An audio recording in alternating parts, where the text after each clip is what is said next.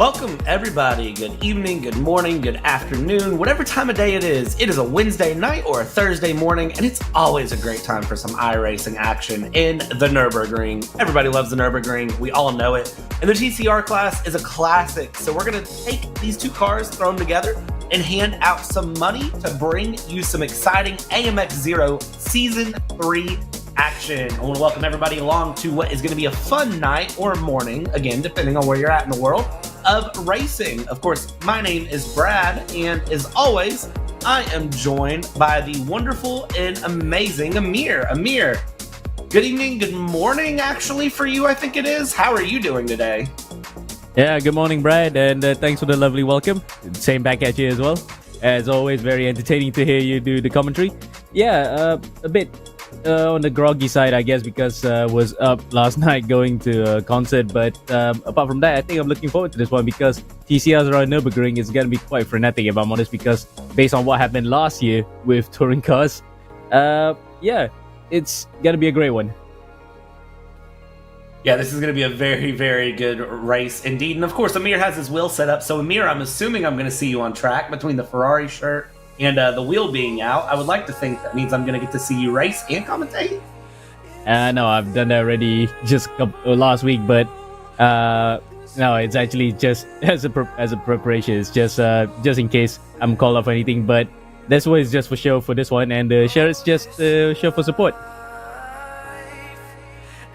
Hey, it's a good shirt and it's a good setup either way. But of course, we have a race to get to here in AMX, and let's get ready to kind of give you the introduction and explain to you how AMX works. If you are new to the league, of course, then I want to welcome you along. Most races in a year, most variety of car track combos in a year.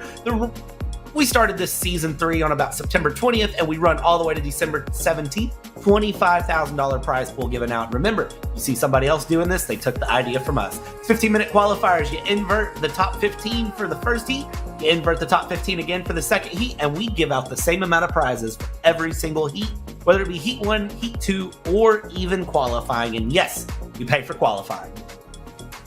But now we, of course, need to look at how other things are paid out, because, of course, there is some money if you join the Zoom. It's an extra $1 in AMX 0 and AMX 10 later on tonight. It is required. Of course, balances over $100 are paid out every month, and we race on Wednesdays, Saturdays, and Sundays. If you want to get involved with the league and you want to find out all the fun details you need to know, AMXrace.com is going to be your place to go to find out the most up-to-date information. And I hear you saying, okay, Brad, but when do you race? You said Wednesday, Saturday, Sunday. Well, here's your time. 6:50 p.m. on Wednesday if you're in the eastern side of the United States of America. 11:50 a.m. on Saturdays and Sundays. Then, of course, 8:20 p.m. will be AMX 10. 1:20 p.m. on the weekend, shortly to follow. But we here at AMX, we understand that not everyone is American, and we do have a lot of our friends that are of the European persuasion, as I like to say. So it's a nice, 1 a.m. for you all right now. And then, of course, 5:50 p.m. on Saturdays and Sundays is when AMX 0 takes place. AMX 10 right after that. So, hey, if you're a night out, this is a good chance to earn some money. Saturdays and Sundays, it's a nice way to wind down your day. And let's talk about prize pool. I've talked about when we race. I've talked about when everything is.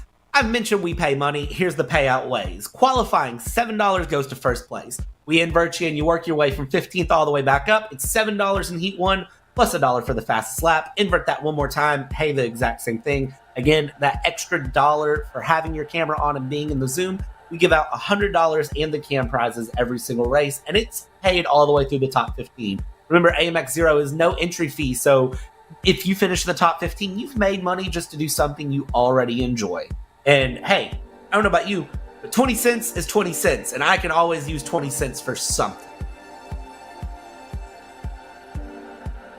And of course, just a reminder that it is not just money you're competing for. The winner of AMX 0 does get the GT Lite Pro thrown at them as well, which is a very, very big deal and a very, very nice little compliment from our friends over at Next Level Racing. And hey, that's a really, really good setup. And remember, you can join in and out as much as you want to get involved with that. And of course, here's our top 12 setup. These are the top 12 drivers currently in AMX Zero. Quarantine Gunez currently sitting at $290.30 with 21 races ran and 11 races won. Jackson Rasinjay's given him some competition though with 26 races and $210 through. And you can read the rest of the leaderboard all the way down to our P12 Facundo Arago, who is currently at $88.20. And then when you look at the averages of that, because you might be saying, well, okay, those are the big guys. Is it really worth my time? You're earning an average of about $10 a race if you're running those top 5 teams, all the way down to Mr. Elysiu, who is $7.19 a race. When you do the math, that means roughly every 10 AMX Zero races you participate in, you're going to hit that $100 tier. And that's a good way to go. And now, I am going to turn it over to my lovely friend Amir as we've hit all of the housekeeping measures. Amir, introduce me and introduce everyone watching to the beautiful track that we are running on that really shouldn't need an introduction. Yep, the Eiffel Castle in the background. This is the Nürburgring, or more specifically the GP Strecke circuit that we'll be running on, which is familiar to those who have been watching F1 over years. This is the layout that was used for the German Grand Prix, not the Nordschleife, not the now sadly almost gone Südschleife circuit. This is the GP Strecke circuit that's replaced that one. Open since 1927, though this particular layout was only open since 1984. 5.1 kilometers, and it is actually not to say a shadow of the Nordschleife, but still a competent replacement. And the car we'll be racing on is none other than, or rather cars I should say, the car class that we have today is the TCR class, 315 to 350 horsepower. Most of them are front-wheel drive. In fact, all of them are front-wheel drive. We don't have BMWs in this one, otherwise it would be rear-wheel drive. 1.2 to 1.5 tons and sequential gearbox. So it's just a matter of pushing up through the gears, and most of the drivers who are not using H patterns or sequential gear sticks, proper floppy pattern gearbox as Top Gear would call it. So yeah, close quarters racing aplenty, and door-to-door action will be the order of the day here in this class. All right, and this is going to be some very, very good action all the way through. And of course, we're jumping into qualifying here, as qualifying is currently underway and running. So let's go ahead and jump in and check out our driver grid here, as we've got 24 cars, I believe it is, 23 or 24 cars that are currently competing, which is a good little setup we've got ready to go. And it jumps in, and we see the times are pretty good right now, with those 209.052 from Toth up there in first place, and then we run it all the way down to a 214.5 there from State and P19. But of course, remember, things are going to kind of move around a bit as it goes. We have to slow down, and the field, as things come through with just about 5 minutes left, should compress in time a bit. Amir, what is the key to really getting around this Nürburgring? Well, key thing is, like with these cars, try to get the braking as right as possible, because you do not want to brake late in these things, otherwise you're locked off and locked up and go off. 2 is to get back early or throttle as possible, otherwise you'll bleed off a lot of times. We can see coming out to the corner now, Diego Villarreal. Ooh, bit shaky there, but it's just coming to the point I was making, that these cars, you have to get back on the front as quickly as possible, but not overdo it, otherwise the front wheel drive would just send you off the circuit, Brad. Yeah, the front wheel drive gets real tricky, and every time I commentate the TCRs, I love it. It's so much fun to just watch and enjoy and relax with. As 2 7-lap heats coming your way, and this is where things are going to get really, really fun, because the thing is, with qualifying, it's push, it's push, it's push, and then you get those 2 7-lap heats, and really it's about another qualifying session. So the drivers are really going to be looking to push and go through all the way around. Now, remember, with the TCR cars, we don't just have one car on track. We've got all 4 manufacturers represented with a pretty good spread, Amir, I'd say. Yeah, but key point to note, since it's a German track, we've got really a good spread of German cars, of a German car manufacturer here. Audi seems to be the most represented, followed by Hyundai, and only a couple of Hondas. But again, it shows that with multiple makes being chosen, it is actually a well-balanced class, Brad. It truly is, and I do want to point out that Hyundai, with their N line, the N does stand for Nürburgring, from what I remember and understand. That might not be the exact, it might not translate directly to Nürburgring, but they do have a facility at the Nürburgring, and if you own a Hyundai Veloster N, or if you're like me and you used to, there is an actual special Nürburgring mode that you can put your Veloster N into specifically for the Nürburgring, and it gives it different performance characteristics. So yeah, fun facts, just things that I know off the top of my head that I feel like throwing out there. But other things I know that I want to throw off the top of my head is let's look at the driver licenses there on the right-hand side of your screen. Next to the times, we've got one pro, one world champion license, Hoth with a world champion license, and Victor Miranda with that pro license, and then everyone else is A or B class. You can see a variety of I ratings through. Really, really good field spread through here, and I think this is going to prove to be very competitive top to bottom for all of these drivers. Quentin Gunez is doing really, really good, Amir. Absolutely, and he is 2 tenths ahead of David Toff. I'm pretty sure it's pronounced David or David, but yeah, let's just go with David because that's the Hungarian name, isn't it? So David Toff in second by 2 tenths of a second behind Gunez, and Belzidi a further 4 tenths behind. So I said second, sorry, 2 tenths and 4 tenths. So it's really not close yet, but only because it's just the banker lights being set here, Brad. And also, one more thing that I like to highlight, that the Hyundai that he's driving is, of course, the Elantra, and the other one being the Veloster. So a couple of cars being closely related to Hyundai there.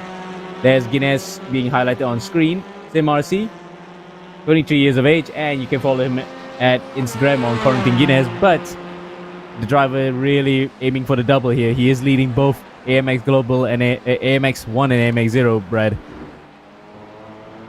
Absolutely, and I know my voice is about as silky smooth as Reed's, but thank you for correcting that, as Reed tends to bring a little bit more random track knowledge than I tend to offer. Reed's voice does have that silky smooth to it, though. I do try to imitate that from time to time. David Toth coming across the line here, running a 209.052, and you can see very cool, calm, collected there in that sim rig, just trying to be comfortable, trying to throw it around turn one here, and you see a lot of action coming to turn one, and the Audi is his choice. Kyle Gaspar and Facundo Arago have moved their times up 209.454 and 209.726 respectively. Victor Miranda, with just about a minute left in qualifying here, finds his way up into P3. And of course, remember with our qualifying sessions here in AMX, when the timer stops, the session stops. You do not get any time after the checkered flag to try to complete that lap. So once the time drops, that's it. And if you haven't timed your lap right, then it does not matter. So Toth will not get around here to finish up a lap. It looks like the only drivers I really see that might get around is Jackson Rasinje. I think Jackson Rasinje might just have enough time to get around and through based on what I'm seeing on the timing screens. Gaston Plahavi going to move his way up into P11, and a mere 45 seconds left to go. Who can top Quarantine Gunez in the 208, if anyone? Yeah, I think David Toff might be able to just challenge Gunez a bit, because he's the only driver that I could see can complete his lap by the end of this. Well, it might be nip and tuck as well. There's only about 20 seconds left. I think Toff doesn't know that the clock actually, once it strikes zero, that's it. That's the end of your qualifying. So he doesn't. He is not going to be able to complete this lap, Reed. Right, again. Freudian slip, and I've been up all night. You partied a little too hard. It's okay. It happens. Toth will not have time to come around as we hit the end of the session. And there it is with our session over. But remember, just because you qualified P1 here in AMX does not mean everything, because now it is the fun action of inverting that top 15. But before we invert it, let's go ahead and take a look at who is where, because Quarantine Gunez, top of the charts, only driver in the 208. He's getting real used to being our Big Q session winner here. David Toth, E2 there, a very respectable time, and I think he was up on that last lap, but the clock struck down, and Victor Miranda there in third place, and Amir was top three, not separated by much, but even when you go all the way through the field for a 2-minute lap, 2 seconds isn't that much of a lap spread. Indeed, and the fact that with the field being this close shows that touring cars, the slower the cars are, it just offers a much closer field, and everyone's within the 107% rule if you want to actually put the F1 rules in here. So really nice to see from Quarantine Guinness all the way to Nico Godoy, just 2.8 seconds. But if you flip that script on his head, it's Villarreal who's going to be on pole, and we saw how he did. Well, this time last week when I was watching the races, Villarreal was swamped. So hopefully, not the same thing that's gonna happen to him again. We can hope not, but of course, turn 1 is where all of the action comes up, and you can see the driver sitting here just kind of revving the throttle, popping the throttle a bit, trying to get comfortable, get ready to go here. Little bit of a turbo squeal or supercharger sound. I don't know what that was. These cars are supposed to be 2-liter turboed, but that was a weird little chirp sound that was going on there. Might have been the pop-off. I don't know if you heard that on your side as well. Yeah, I heard it because that might have been a pop-off when the cars actually get off the throttle. So, yeah, it's just the turbo that might have been having a bit of blowback. But whatever it is, nice to hear all the pops and bangs that come with these cars. As I'll take it over for here, Brad. Away we go then. Race for heat number 1. Race 28, and it looks as though Villarreal has actually gotten it off to a good start. He cuts across Mora and gets the whole shot coming to turn number 1. As the camera now focuses further behind, this is Caio Gaspar in the back. You see the live timing that you are right now to see how the drivers are doing as one of the voracious cars go off. That may have been Zampolini. So Zampolini's been actually sent right out to the back and goes straight to pit lane. We have 2 aerials on track actually because we got Gabriel Ariel on both sides, but it might be just a timing glitch error. But whatever it is, rest of the field go through as a car. Ooh, Oliveira goes nearly harpooning into the side of somebody. You know, it's Casacurta in the pink car. Brad, what's your take on the start?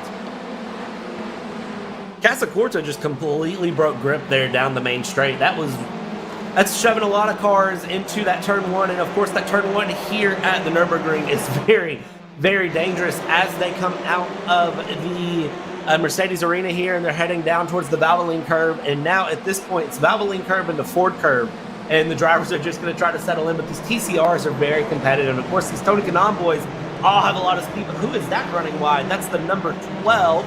That is going to be Victor Miranda running out, going all the way back to the back. But there's a lot of jockeying for position. Somebody is off there, and I believe that is who is that? That was Paolo, I believe, that was off through. So you had a lot of cars start.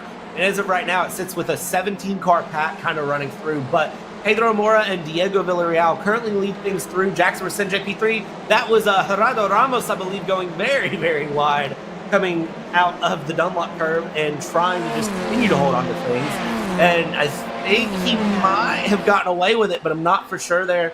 And now we just kind of settle things in as we head down towards the Michelin curve and settle things through. And Amir, at this point, it really is anyone's guess because everybody is very, very racy early on in these cars. Yeah, you have to be very punchy, Brad, because the cars, of course, can't go side by side. But the trouble is, if you go too narrow, for example, you're definitely going to lock up and go very wide. So it's well simulated here as any other games that have the TCR cars. You just want to be on the racing line, brake on time, and get the car squirmed out as soon as you could. As you can see there, it's become single file traffic because no one's going side by side here. Last time out, what happened at the start? This is Zampolini, as the bottom of the screen just was cheering on the voracious team.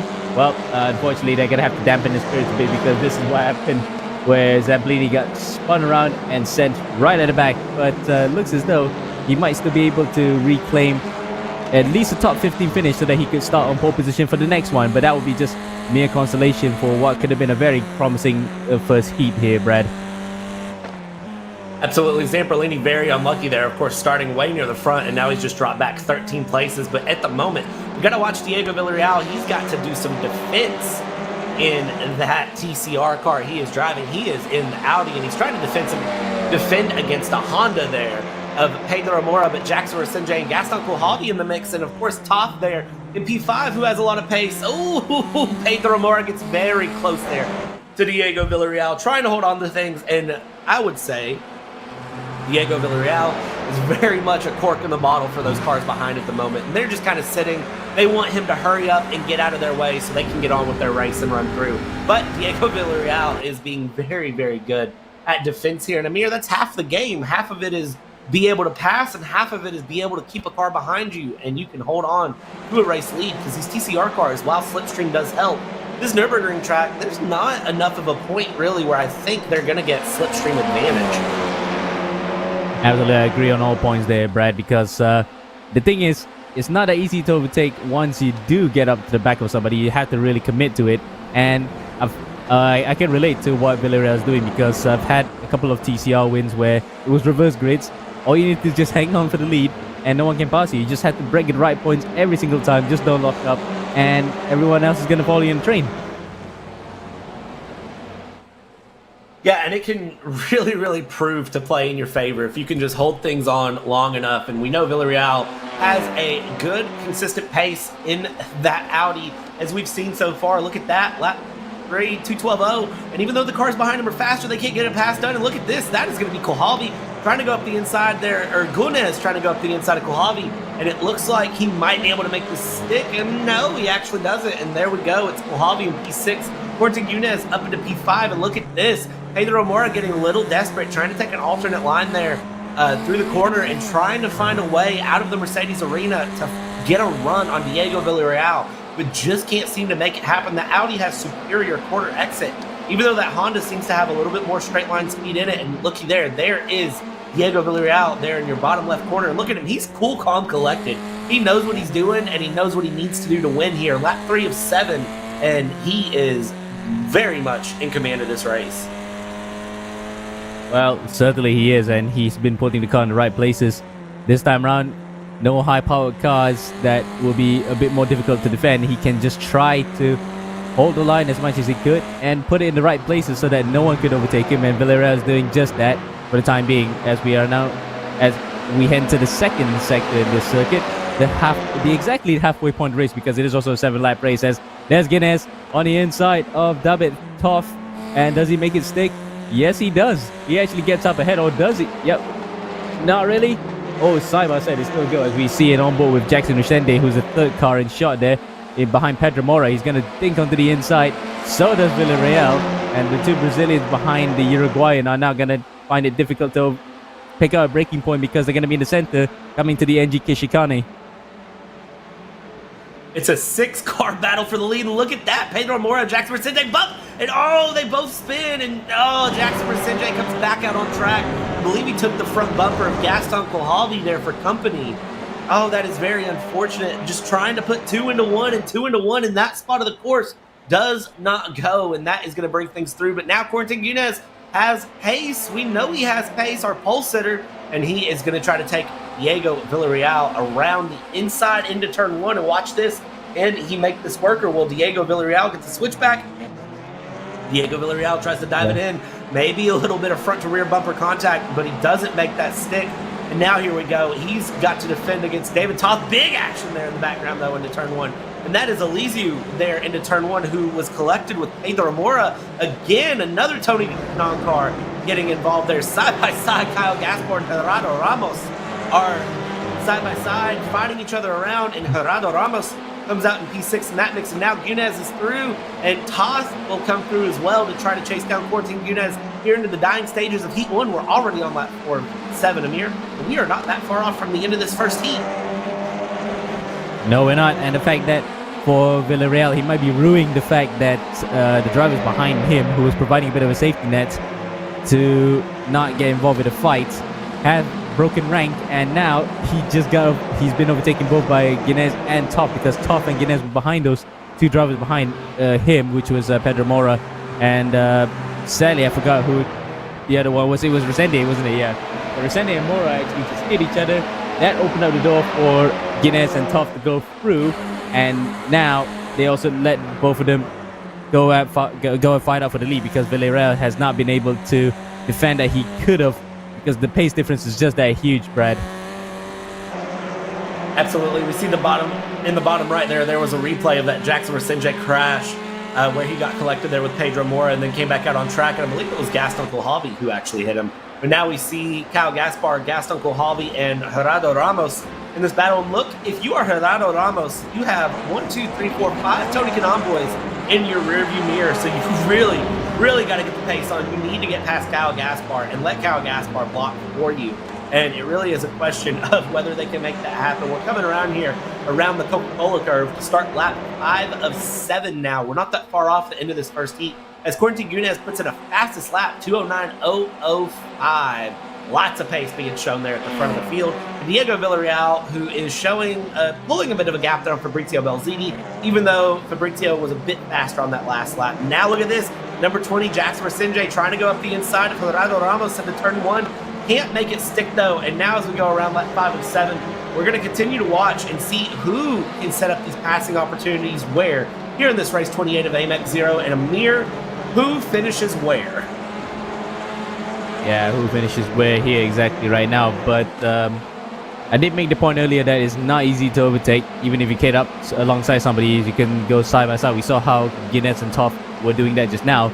But conversely, if you were to actually get up alongside somebody, you're going to have to force that guy into the mistake. Because either inside or outside, it's not easy being under pressure in these cars at times. And for the guy going narrow, for example, he's defending.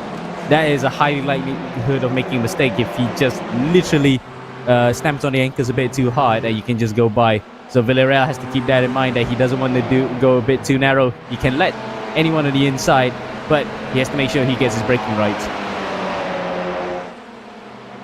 It is a very, very strong game of cat and mouse being played here in these TCR cars. And I absolutely love it because Diego Villarreal right now is very much the mouse being chased by Fabrizio Belzini, who is the cat. And he had a bit of a gap there. Now Fabrizio Belzini has just put the pedal to the metal and has closed the gap back up. Battle for 5th in the bottom right corner of your screen. Keep your eyes all the way around because Diego Villarreal is possibly going to lose a podium while behind him Kyle Gaspar is under pressure from a car that its front hood, its front bonnet, whatever you want to call it, is crinkled up like a Pringles potato chip, I must say. And there we go. Fabrizio Belzini around the inside. Diego Villarreal runs around the outside and lets it go. And now that settles that battle for 3rd place. And now Diego Villarreal needs to keep on the back of Belzini here because Kyle Gaspar is going to very quickly be trying to get up in the mix here to add to this battle. Yeah, Gaspar right behind the both of them here as we see a battle for 5th place between himself, Kulhavi, and Ramos. So Ramos has been a bit quiet in this particular instance, but he's been quietly making his way up through the order.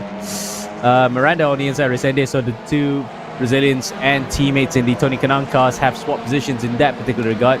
Now it's going to be a case of whether or not the 3 Tony Kanaan cars, 4 even, in one row are going to be able to work together to get up through the field at in these closing stages, but I don't think so. They might be able to just hold position now and just start further up. In fact, there's 5 of them in a row if you look back there. So Ariel is the guy that runs off here, with the very front being headed by Victor Miranda trying to punch his way through, but I don't think he'll be able to because right now the cars are all in a train. The cars are in a train here, and that's the one thing with TCRs is they're so similarly matched, and with a track like the Nürburgring Grand Prix layout, it makes things it makes the passing not as much about just like pace, and it does make it a bit more of a skill game. You really have to pick your spots and be very, very smooth. You do need that pace, but you also have to be able to pick things out. Look at Victor Miranda here with a run on Gerardo Ramos, and he's trying to figure out where to pick it, and you can see him there. He thought about a dive up the inside there into the left-hander, wasn't happy with it, and just slot back in single file. And now as they come around the right-hander here, coming out of the chicane, and now he's going to have to just settle in again and just relax and stick to the back here of Gerardo Ramos and see what he can do here, because he's only got about one more lap to try things. He's only got a handful of opportunities left. Look at this. He's braking real hard going into the NGK chicane. And now here we go, flat out, and Gerardo Ramos gets very, very cheeky on the defense to the inside. And now they come through the Coca-Cola curve to start the final lap, which Quentin Gunes has already started here. White flag is out. It's one more lap in Heat 7. But remember, we invert the top 15 and we do it all again, Amir. Absolutely. And looks like Miranda is letting them through. So he's letting a couple of his teammates by, probably just because he has extra track position coming up for the second heat, as there's Ramos going very wide trying to overtake Kulhavi. Kulhavi takes back the position away from him, so it was a move for P6 that happened for only a split second, and then Kulhavi just says thank you very much, cuts, but he just goes for the switchback.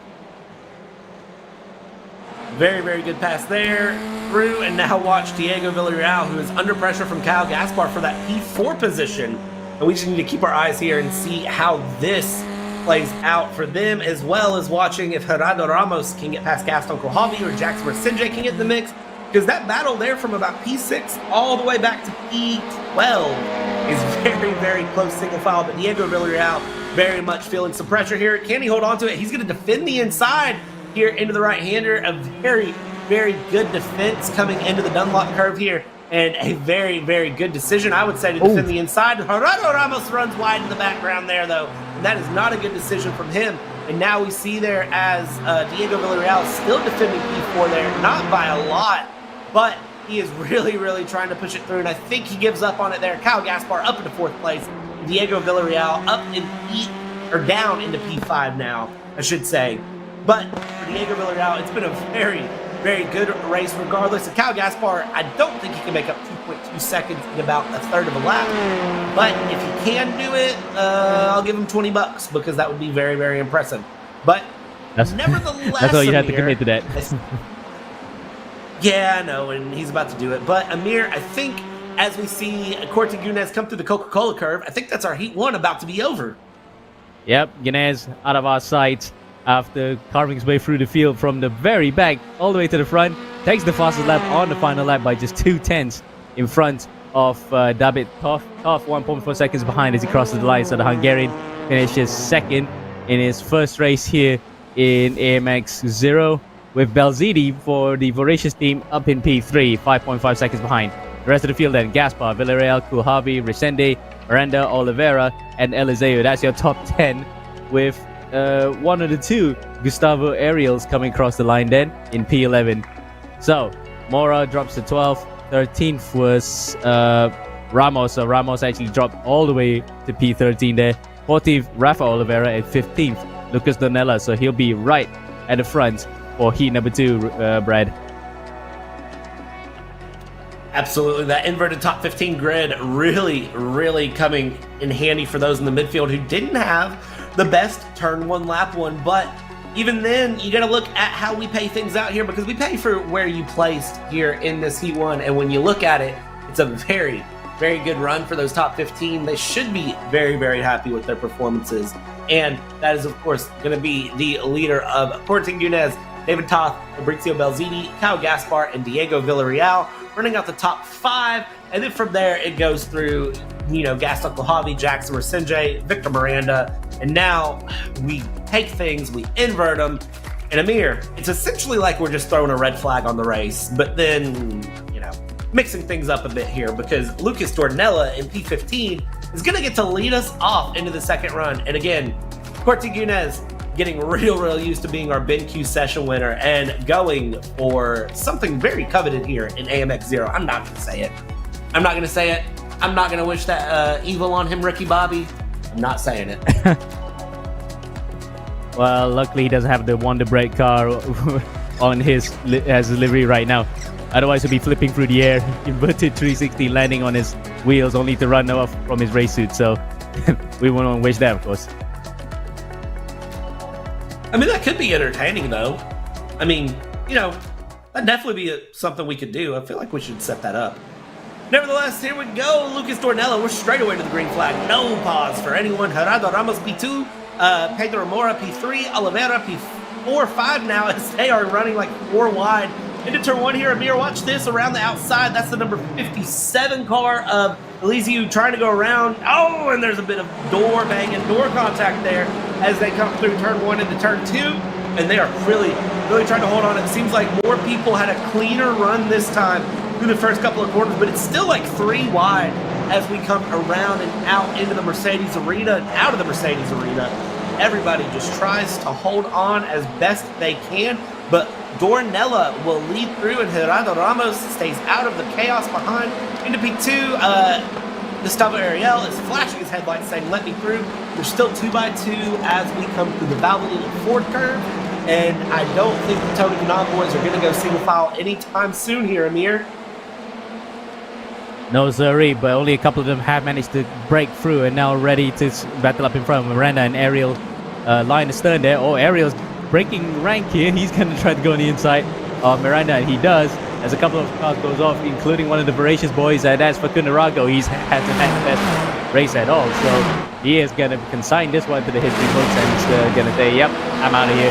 See you in the AMX Global AMX 10 after this. Hey, sometimes that's the best decision to do, is say, you know what, forget it. And that's the number 6 of Pedro Oliveira, going very, very slow there. I'm kind of surprised. Corte Gunez around the outside of him. Fabrizio Belzini side-by-side contact there. And that was, I believe, Toth who actually hit him, or it might have been Paulo. I'm not sure.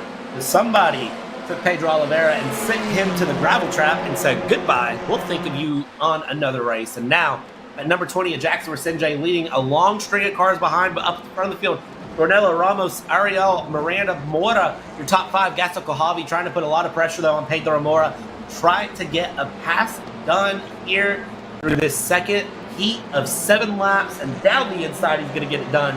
Gaston Kohavi up into P5 as we end lap 1 here, Amir. Yep.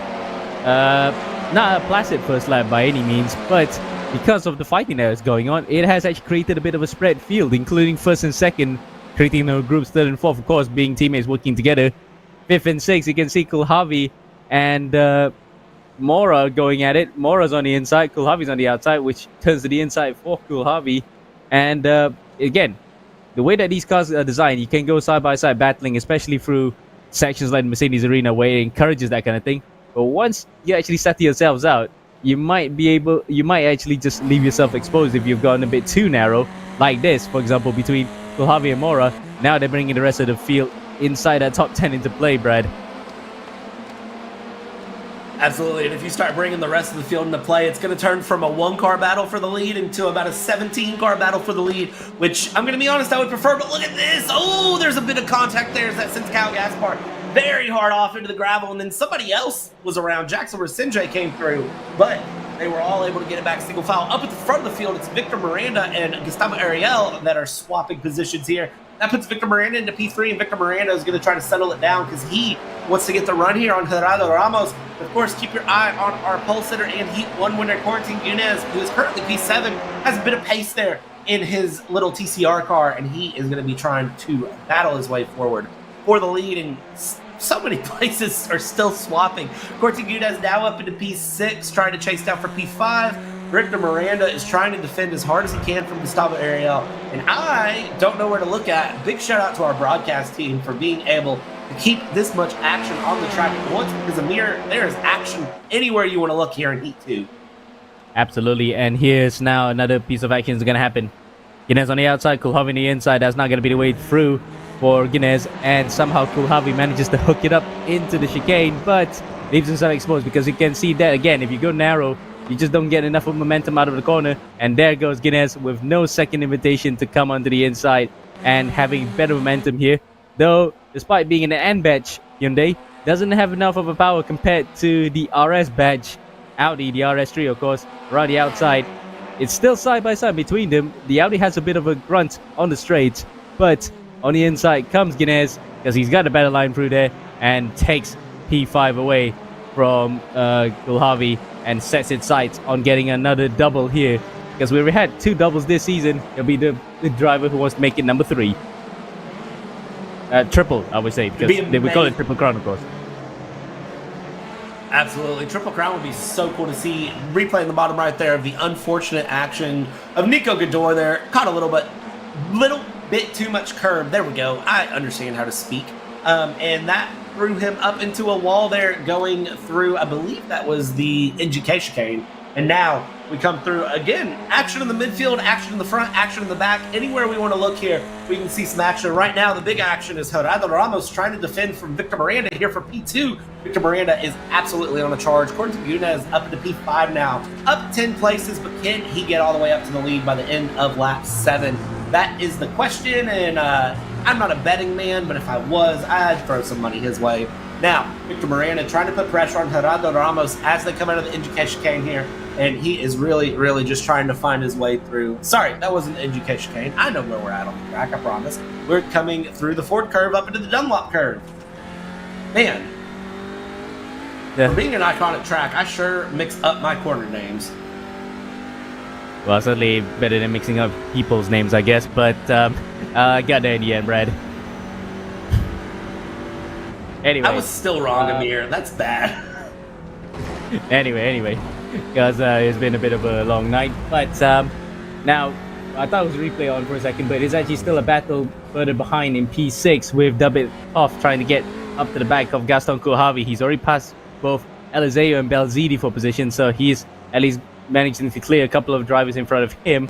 With this particular battle for P3, P2 in fact hotting up now with Ramos and Miranda coming up to turn number 1. Guinness behind them has set a 209.1 fastest lap of the race as Ramos gets narrow, manages to hold on to it, and incidentally gets up to the back of Dornella. So the Brazilian and the Iberian are gonna get very close for company. Dornella, though, he's been comfortable the last few laps. Now he's gonna be a bit hot under the cosh. Oh, watch this though. Up the inside goes Victor Miranda on Gerardo Ramos. Victor Miranda took a bit of contact from Ariel there going into turn 1. That was why I went in. But now as we come back through, Victor Miranda and Ariel have decided they are after Gerardo Ramos. Is Ramos there in the Audi? Does have a bit of power down the straights, but of course, cornering is not the forte of the Audi, so we might see Ariel get a bit of a run here as we run through this middle sector of the track. But it's all about, can Victor Miranda defend it, and can he attack up the inside of Gerardo Ramos? And I truly think he can, because look at Gerardo. He's getting very, very antsy trying to get that lead. He's really, really trying to push through. And remember, we're lap 4 of 7. We still have a few more laps to go.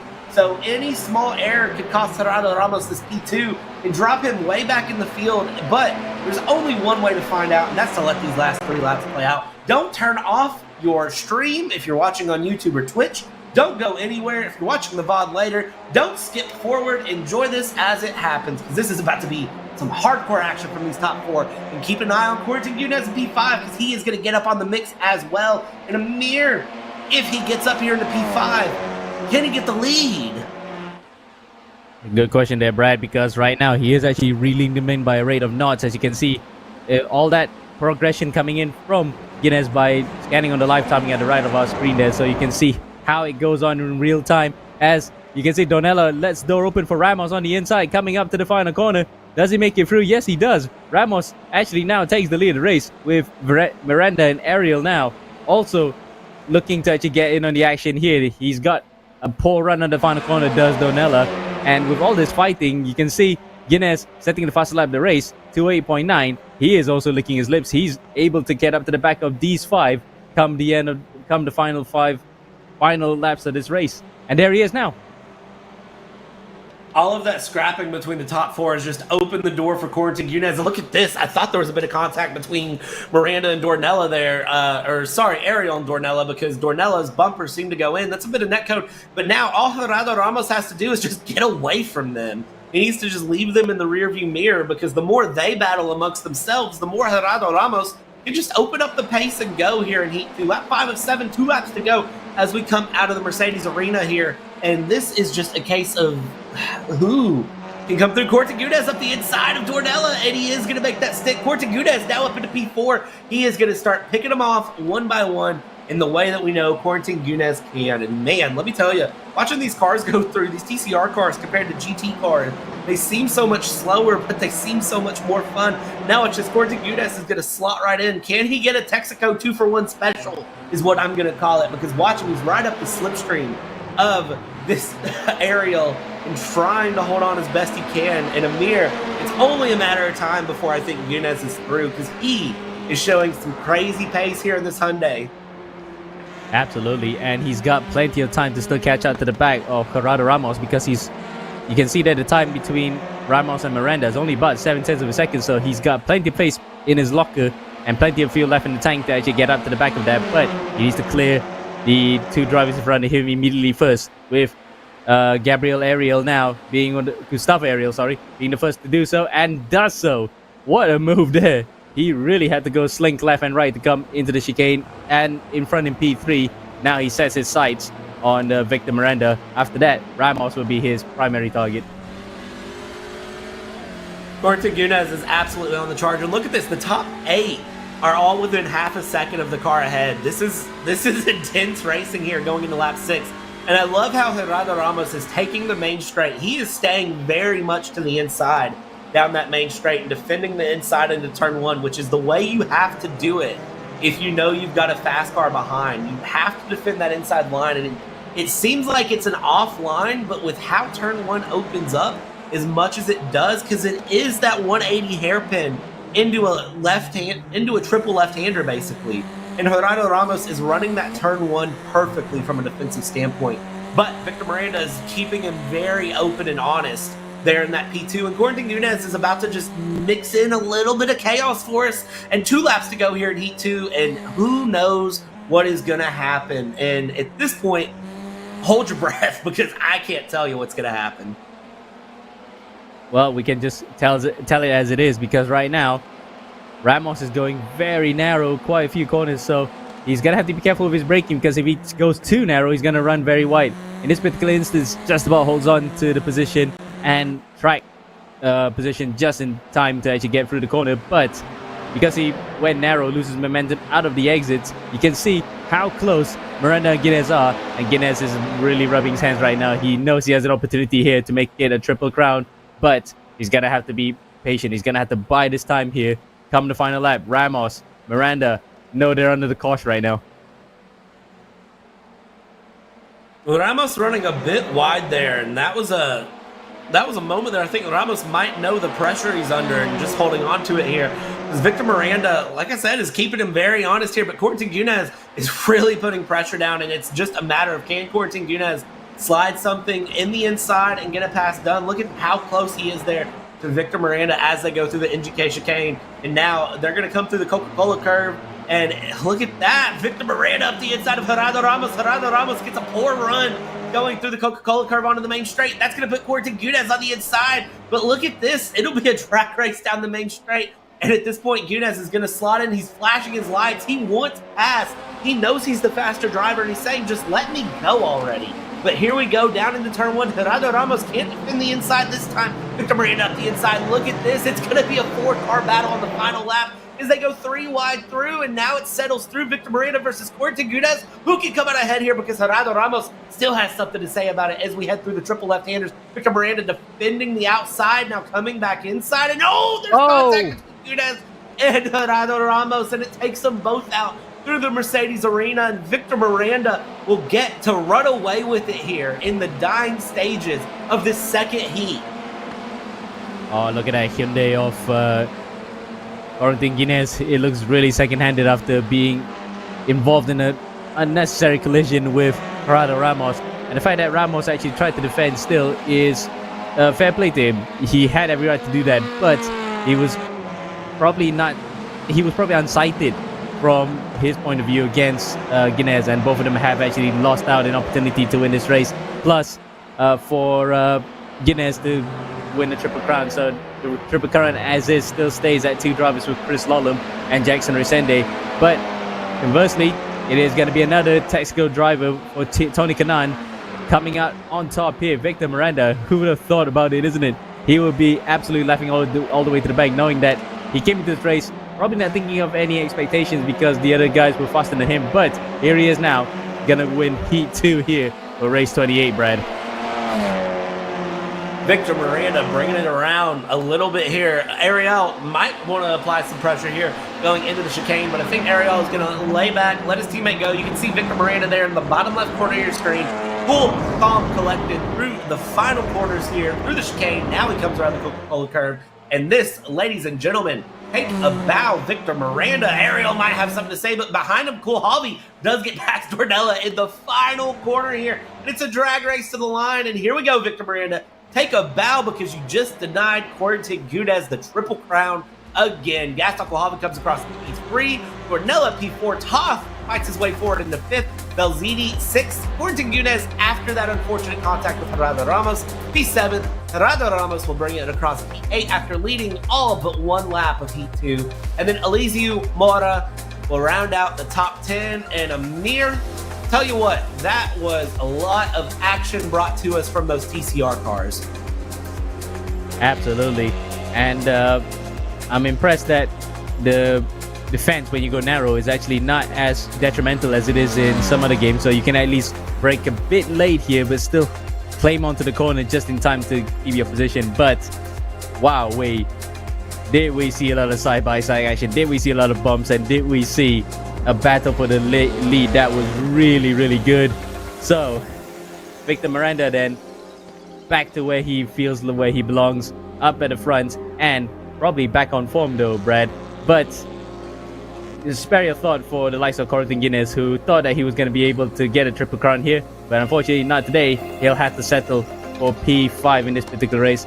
But what an absolutely amazing run here, and can't wait for the next one, Brad.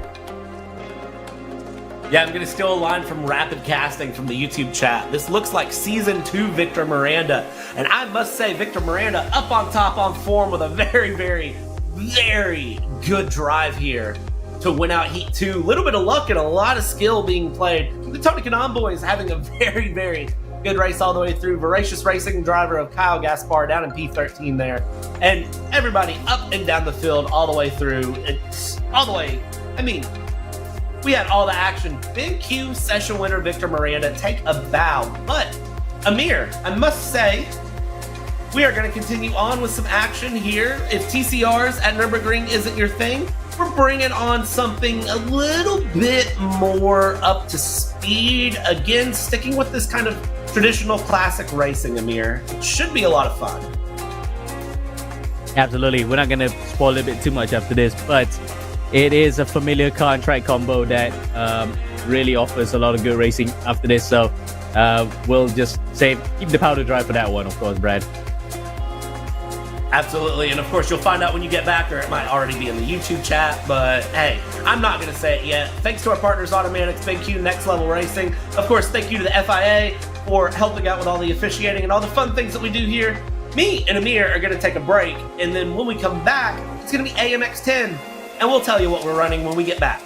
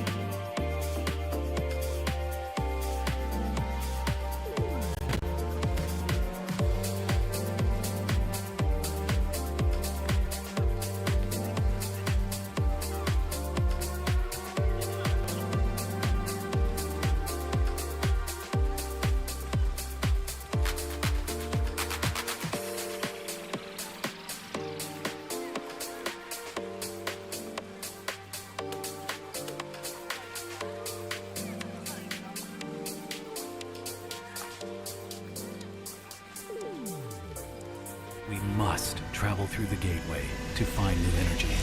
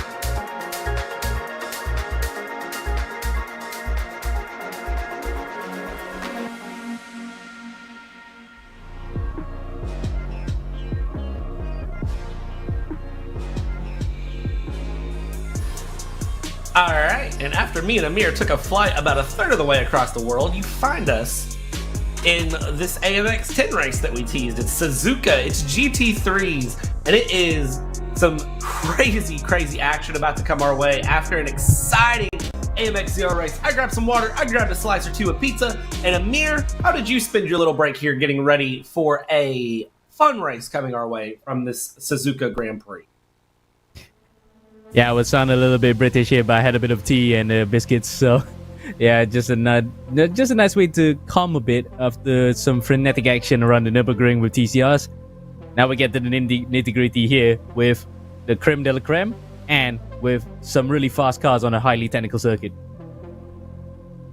Oh yeah, and of course, iRacing just added in a new GT3, and from what I can see looking at the timing boards here, it seems like a lot of our drivers might be running that brand new GT3 car, and I'm excited to see how it runs out on the track here. Of course, they just added in a Ferrari, and judging by the shirt, I'm going to guess that you're a fan, Amir. Yeah, it's complicated. So supporting the brand is kind of like supporting the most complicated girlfriend I could think of, and happy days come, but it just somehow is when you least expect it. So at least to see the 296 here today would be quite a great way to say that, yep, it's a great day to be a Tifosi.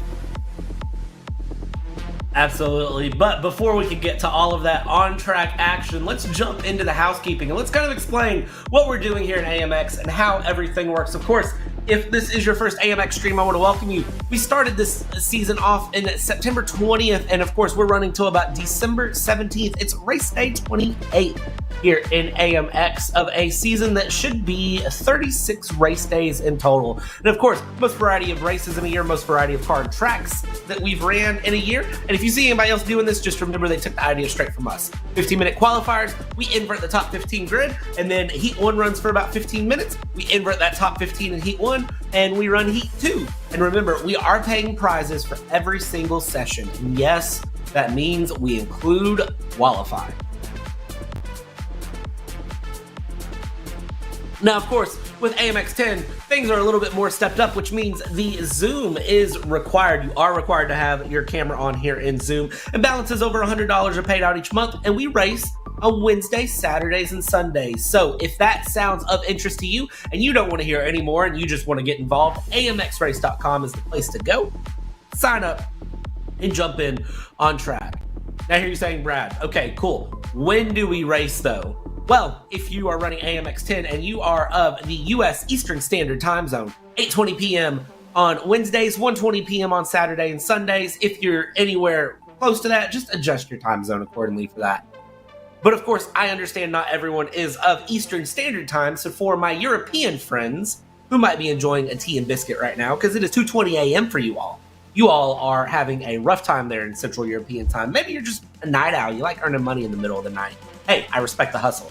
7:20 p.m. on Saturdays and Sundays to give you a nice after-dinner relaxation time and give you a way to get involved through.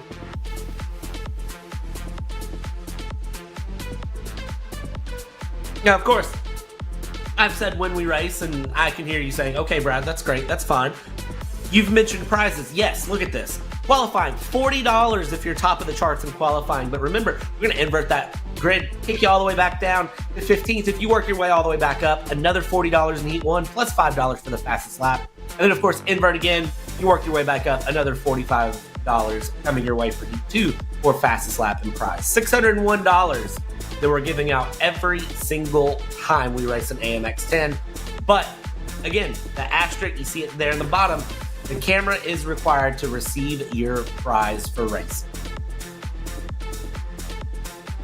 And, of course, you're not just racing for money here in AMX 10. We had to step things up a bit more and give a bit more. So from our friends at Next Level Racing, if you are the AMX 10 champion, if you come out at the end of the season on the very top of the leaderboards, it is an FGT Elite being thrown out there as an extra prize from our friends at Next Level Racing. And that is a nice addition and a nice upgrade to anyone's sim setup. It's a beautiful rig. It sets things up very well, and it pairs perfectly with just about any setup that you could add to it. Any sort of wheel and pedal combo will go perfect with this FGT Elite. And a big thank you to our friends at Next Level Racing for giving that to us to give away to one of you. And at the moment, the one of you is Quarantine Gunez because he is currently leading AMX 10 with 6 wins and 1,326 points in his name. Guy Valero, P2, 1,173 points with 23 races and 3-1. Fabrizio Belzini is on there. Jackson Versenje running P4. And you can see Jackson Versenje, Kyle Gaspar flipped after this last race.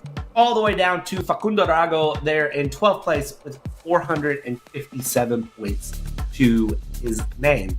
And if you ever wonder, okay, well, Brad, you talk about it, and we talk about $100 payout. So what am I averaging every time I run an AMX 10? Well, you can see here, top to bottom, Enzo Benito has ran 1 race, got $95. Chris Lullam, 5 races, averages $78.40, all the way down to a cheeky little F1 3-time world champion in P12 that ran 2 races with us and averages winnings of $54.50. You can see a lot of big names in the world of sim racing all the way up and down this board, and your name could be on this too. Again, amxrace.com, the place to go. Now, AMX 10, of course, there is the $10 entry fee, but for the first 10 entries, it's free for AMX 10, which means if you're one of the first ones to get on amxrace.com and click that button and get your ticket in and get your email confirmation, it's free. You don't have to pay the $10 entry, which is big. After the first 10 race signups, entry fees will kick back to normal, so it's important to watch those open signups on a rolling basis on amxrace.com. And of course, remember, if you ever have questions about that, you can always jump in the Discord and ask. All of our drivers are available on the Discord ready to help. And it's always fun just to kind of get yourself in there and have the conversation. But hey, if you can join for free, and remember, AMX 0 is 0, it's free. And if you're one of the first drivers in the AMX 10, it's free as well. So you could be getting paid $601 prize pool, getting handed out a portion of it just for showing up, if you're quick on the draw. And now, Amir, I'm doing a little drum roll. You can't see it, but I'm going to drum roll, and I'm going to give things away to you now. Introduce us to this beautiful, beautiful car track combo that we have coming to us. All right, Brad, thanks for the cue. As you can see in the background there, the iconic figure of 8 circuit. It is Suzuka that first opened all the way back in 1962. And it used to be much crazier than this. You can have a lot of elevations and a banking in between.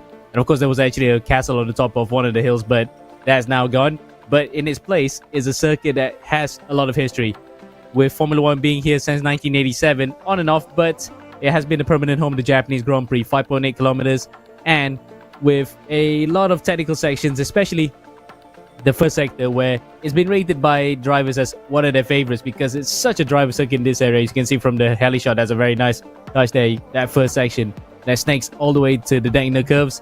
That definitely is one of the driver's favorites. And of course, the bridge that crosses over sector number 2 and 3.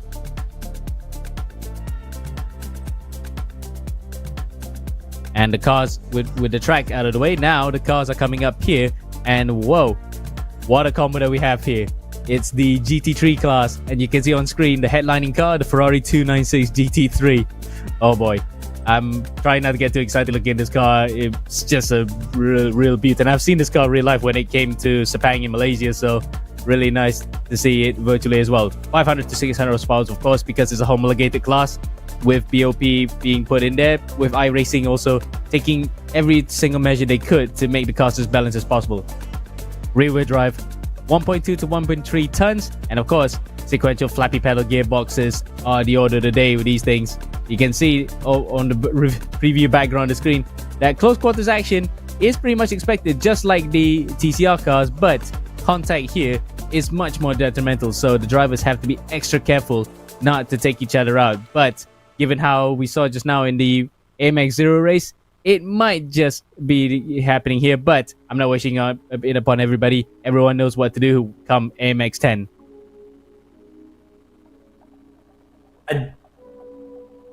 I do think that the big thing with the GT3s is there's a lot more to them, a lot more oomph, a lot more power, but things get very, very interesting when you start throwing GT3s out. And of course, that gorgeous Ferrari 296. I can't believe you've seen that in person. I'm a little jealous. I need to see one of those around here. Well, I mean, there's plenty of racing stateside, of course, and the GTWC Americas is pretty much big over there, but I'm not sure which part of the country you're from, but if you have a racetrack nearby that has the GTWC Americas come by, you should definitely give it a whirl and try to get a very accessible paddock pass, because SRO really love to open it up to the masses, so it's easy to get access to these cars. I do have garage passes for the Rolex 24 in January, so hopefully I'll get to see one come then. But I think it does point out, though, like when we look at this Ferrari, but then we cut back through and we can see like the BMW or the Porsches or the Mercedes, or even the Lamborghini or the Audis. There's so many different GT cars, and every one of them has kind of a different racing style. So even though iRacing has done very well to balance it, they've done well to also keep the characteristics of each car and what each car does well and what each car is absolutely horrible. And of course, none of these cars are horrible at anything, Amir, but every car is unique in the GT class. Absolutely. And of course, difference in configuration. Of course, you can see this particular shot: front engine rear wheel drive Mercedes, mid engine rear wheel drive Ferraris, and of course an Audi as well. Porsche as well at this point is still a rear engine rear wheel drive, so we don't have the RSRs as in GT, as we are not going to go straight to qualifying after this, Brad. Absolutely. We'll get set up here on qualifying here. 15 minutes the drivers get to try to set the fastest time they possibly can here around the Suzuka circuit. The beautiful, beautiful Japanese countryside here in Suzuka, with corners famous like 130R, hairpin, spoon curve, the Casio triangle, the anti-bank, the Dunlop. I mean, there's plenty of good corners. We're running through Snake here. We are on board with one of our drivers here. I believe this is Vinicius Dean that we're riding on board with, and we are just going to kind of chill and enjoy this Japanese countryside and the sound of that Porsche, which is one of the more popular GT3s, honestly. Yeah, and at one point was the BMW Z4 as well, but the Porsche has come in leaps and bounds, because this is not just any Porsche. This is the brand new 992 generation 911, so it is quite a nice piece of kit. As you can see, the live timing on the right hand side of the screen, so don't forget to scan that to see the driver's progress in real time. But yeah, the car itself also came with a cup car version, but the GT3 version really packs a punch, so a lot of drivers are already coming into that. And the one thing that's unmistakable about this car is the engine sound. It's still the same flat six that the Porsches all have carried throughout the entire generation, even the RSR. So it sounds the same. It's really nice. If you can just want to listen to it, really in song. Unfortunately, it's not going full revs there, but once you hear these cars in full race trim, it's just an absolute symphony. Absolutely. Coming out of the backstretch here, and there's drivers are trying to set up and trying to find enough space for themselves as they come into the Casio triangle here, coming out of last curve, because they really, really just need the space to set in a good lap. And we're going to see something different here with qualifying at Suzuka as opposed to how we saw qualifying at our AMX Zero race at the Nürburgring go. I think I'm expecting to see drivers take that more traditional qualifying session of push lap or out lap, push lap, back to the pits. Out lap, push lap, back to the pits. Yeah, these and cars, sorry, go ahead. Once you get that one lap life out of these tires, I don't feel like these cars have that much more to give. Well, they're not like F1 tires per se. When you go for the soft tires, these cars are running controlled compounds, so the thing is, it takes a lap to get it up to temperature, because it's not like in other games where the tire pressure is quite sensitive. You just have to get it in the right window by not pushing in the first lap. So you saw just now how some of the drivers actually were coasting in their first lap, so they do not want to overheat the tires. They just want to keep it in the right range and then go for the push laps for at least 2 laps. After that, come back in and go out. So it does tie into what you said just now about the push lap and come in part, but I think the tires at least could last a couple laps before they really start to call it quits. They should.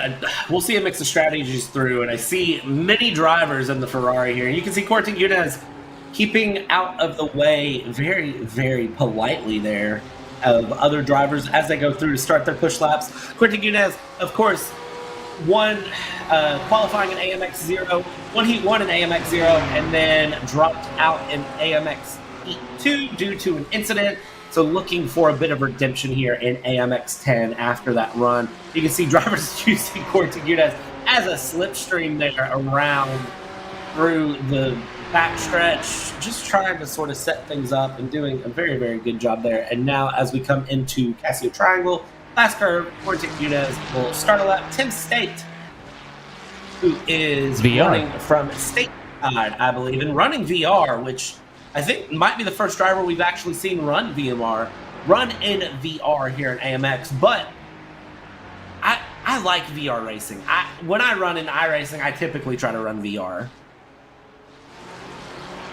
Well, I go the complete opposite. I'm not a big fan of VR, probably because I'm actually VR sick, so I just can't run VR. So some of these guys who say no VR, no buy, power to them, because they want to have the full immersion. Plus, they could have a sense of space as well, because they know where the drivers are around them in relation to where their car is placed. So they have a better sense of field of vision in that regard. So at least it will make them more alert while driving. But in terms of what you run on PC, you might have to run some things a bit lower, because you do not want to go high end, otherwise you will start stuttering. So yeah, it's really cool to have someone drive you out. Here's one guy on the stream says he's like a good parent.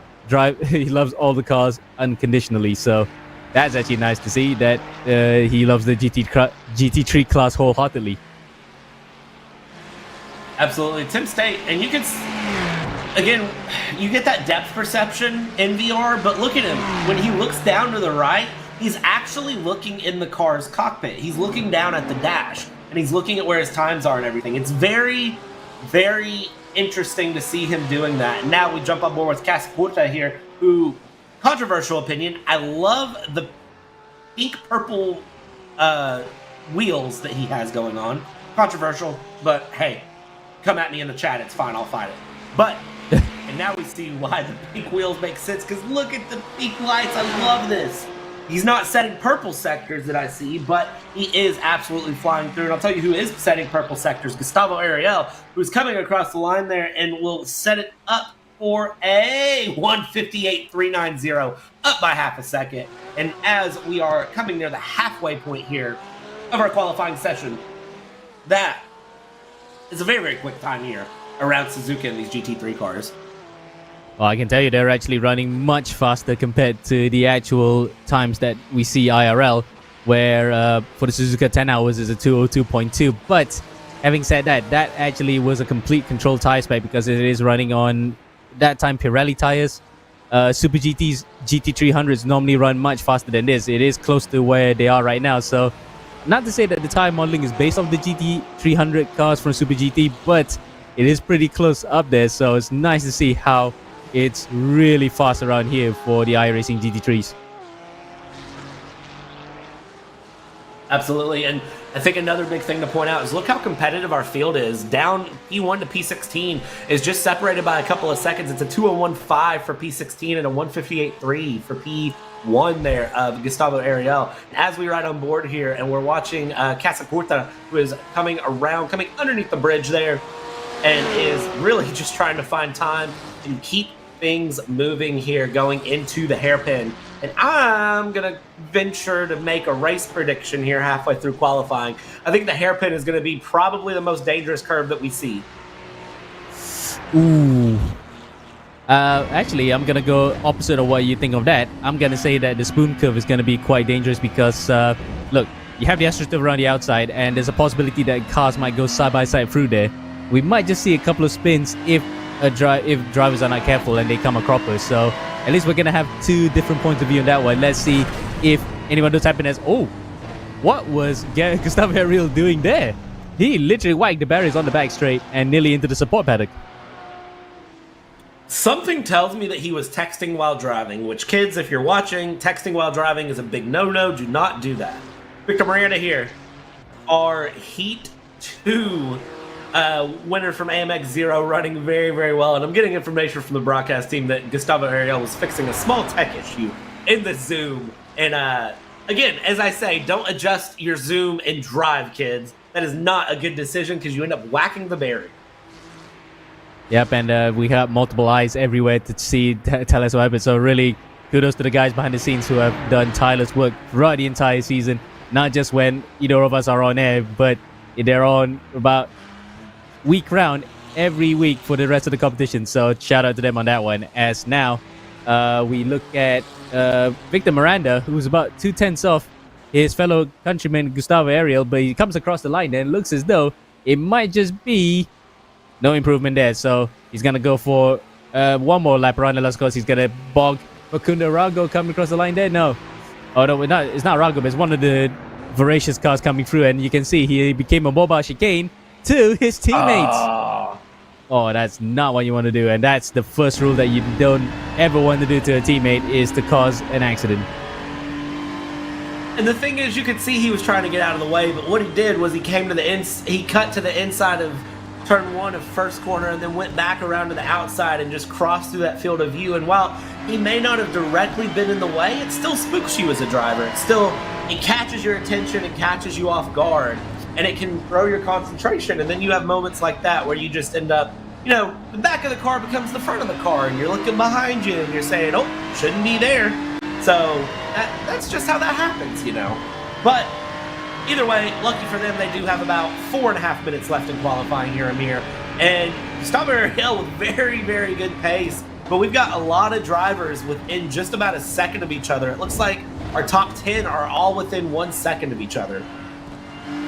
Nip and tuck, isn't it? It's very close. And again, these kind of classes where there's balance of power, performance, and constant tinkering with how the cars behave, it just helps create a very close field. So that's why, despite some people having derision towards GT3 racing, where it feels like socialist racing, it is this is not my words, by the way. This is some other people who have derision towards GT3 cars, I might add.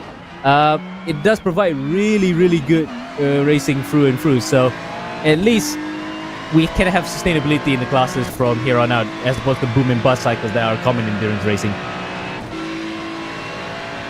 I'm just saying, GT3 endurance racing is a lot more competitive than Formula One racing, and that's coming from a diehard Formula One fan. I find more enjoyment watching GT racing, so yeah, we'll leave it there. Anyways, Gaston Kohalvi, look at that livery. That's a nice little throwback livery. I do enjoy that. Yeah, and well, he's just one number a bit too many compared to what that livery is associated with, because Senna won in car number 27 in 1990. Of course, incidentally, this is the circuit where he committed the act of ramming someone off the road. But again, that's just I'm not saying that he was inclined to do that as a way to say, okay, he deserved to do that. It's just that that's how he felt that coming into that round. He just wanted to put a statement up. So don't do that, of course. If any drivers watching this, they want to actually go and harpoon somebody off in turn 1. But the livery that's associated with this track and that car combination is simply, without a doubt, very synonymous with this track, I would say, Brad. It truly is, and it seems fitting. And of course, I will remind all of our drivers, if you heard someone talk about harpooning into turn 1 and you had the thought, hey, that's a good idea for me, remember, we are, of course, now officially partnered with the FIA here in AMX. So what that means is the FIA helps us review events and make decisions as necessary. So you do something like that, and you are going to have a steward knock on your door and say, hey, what were you thinking when you did that? So please don't do that. You don't want to be involved in that. Anyways. Qualifying, yeah. Just a couple minutes left here. I was actually looking at my door just now. Who was that knocking? But I realized that you were actually doing that one. Also, it was specifically, as Zamperlini gets speared off into the back. That's cool, Harvey. I thought it was Zamperlini because they ran almost the same numbers, 3:27 and 27. It is actually the Korean Automobile Racing Association, to be exact. There are the FIA ASN to the Korean Republic that actually allows us to have proper stewarding on this one and watch over any sort of wrongdoing that might have occurred on our track. So really nice to have them on board, and shout out to them. They also are working year round in hosting races in their native country. Absolutely. It's an amazing partnership to see, because it does, again, adds many, many things here to AMX. and gives the ability for so much more here in the league.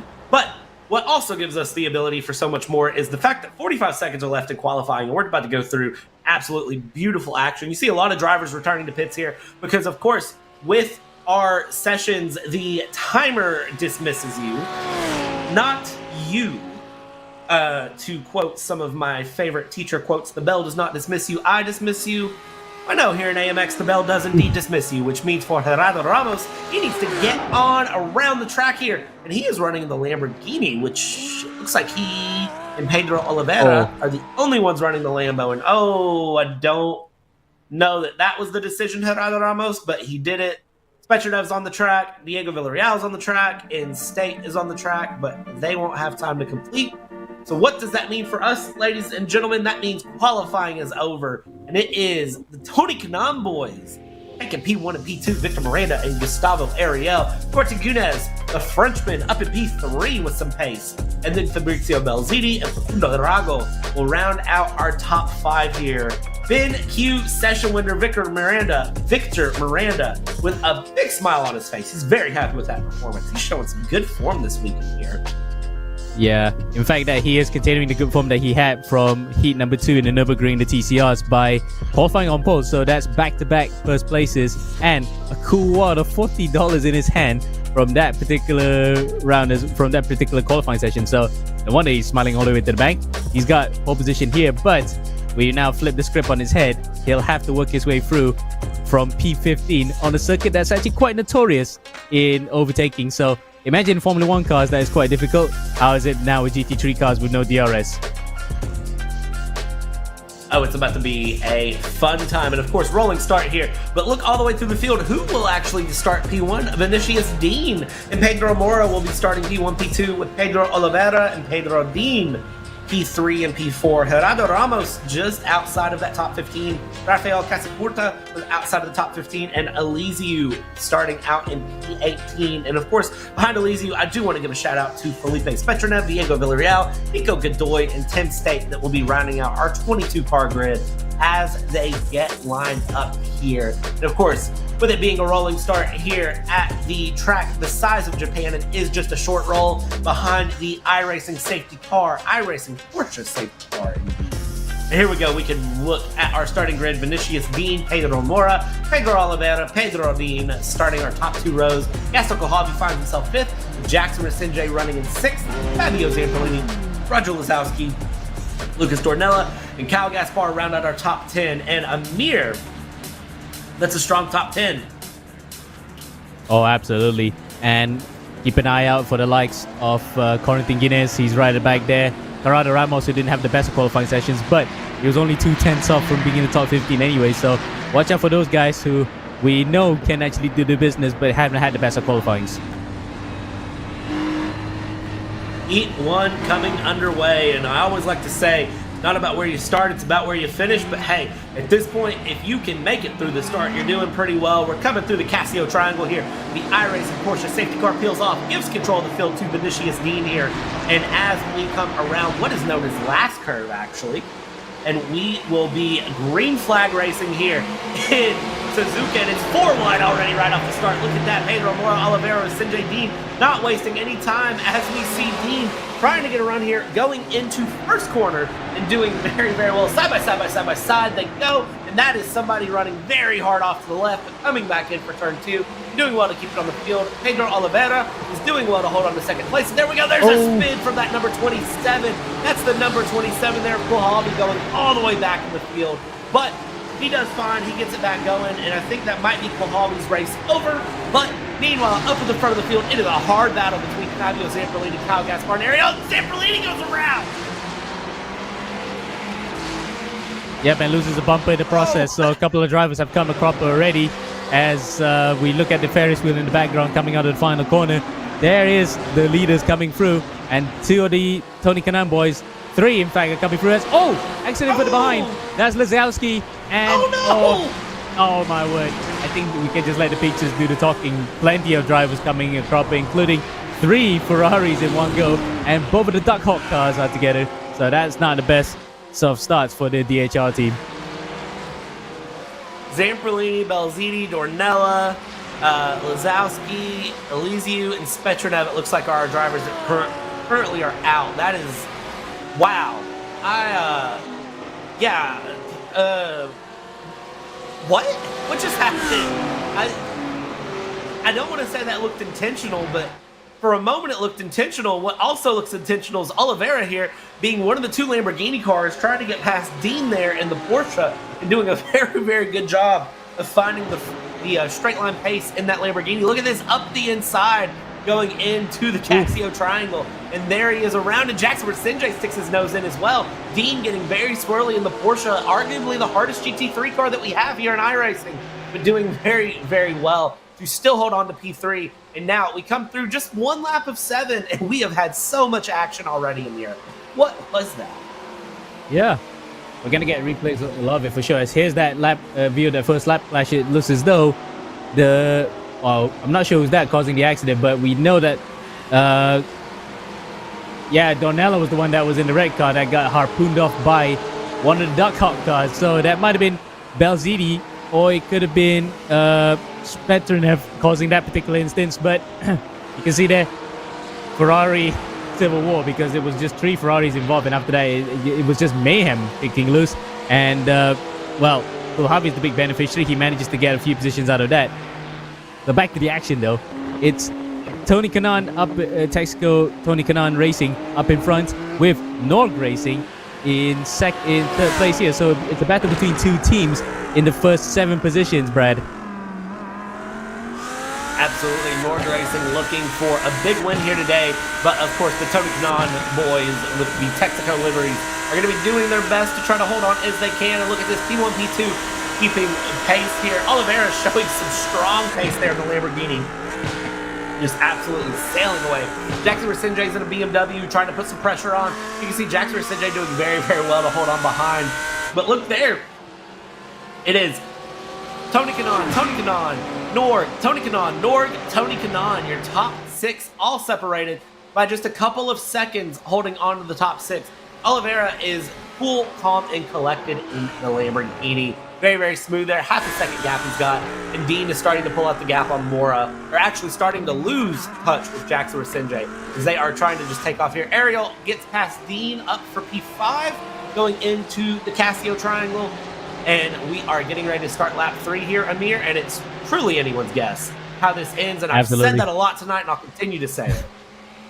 Yeah, and the fact that it's a battle between 2 teams up in front is interesting. So who's going to have the best gamesmanship among the teams here? It looks as though the Tony Kanaan boys have the advantage right now with the cars up in front, as Mora loses it. Oh, nearly completely comes a cropper, but to his credit, he managed to save that, but loses a few positions to his teammates and a Nord car. So now he's going to have it all to do from P7, but luckily he's still in the race, Brad. Yeah, we say P7, but P7 truly isn't that far back, all things considered, as we come here through the Dunlop curve, and the drivers just really trying to stay relaxed going down into Degner here, and they are doing an amazing job, I must say, for the most part, doing really well. And look at that, Oliveira diving down the inside. That's a lap car getting out of the way there, Elysiu. It And Alizé was the one that caused that accident, that big one between the 3 Ferraris, including one of the Dark Hawk cars. Might have been, it was Dornella. I thought it was Belziti for a second, but then it could have been any one of the Dark Hawk cars involved in that one. So, real shame that an accident like that had to happen through a driver just breaking rank, causing a mistake, and just collecting a few people along the way. Absolutely. And the thing is, where that wreck happened, it's a wonder it didn't collect more of the field. You can see Jackson Resende getting very frustrated with this P3 here behind Pedro Oliveira, and you can see him kind of throwing his body forward there for a second, trying to will some more speed into that BMW he's running here. And P2 trying to get through. Spetrunev is out, and I don't know. Oh, and there's somebody into the wall in the background there. Who is that went through? I'm not sure. Elizeu. Yeah. Elizeu, man. I wonder what happened there, because he was actually a lap down. Oh, that was Elizeu. That might have been another of the back markers. So apologies to our camera guy that we had to point across there to find out that's not the right car. But either way, a back marker nearly causing drama there, Brad. either nearly causing drama or maybe causing a little bit of drama. And I'll tell you, the Tony Kanaan guys are about to cause a little bit of drama here. Because Oliveira and Resenje are battling hard. Resenje is not a driver that likes to just sit back and play a team game. Resenje is a driver that likes to have the win and likes to be pushing forward. He is, of course, competing for that big next level racing prize that we're giving out at the end of the season. And so he is going to be pushing real hard to try to go through. You can see a little bit more pace there through sector 1, a little bit down through the second sector.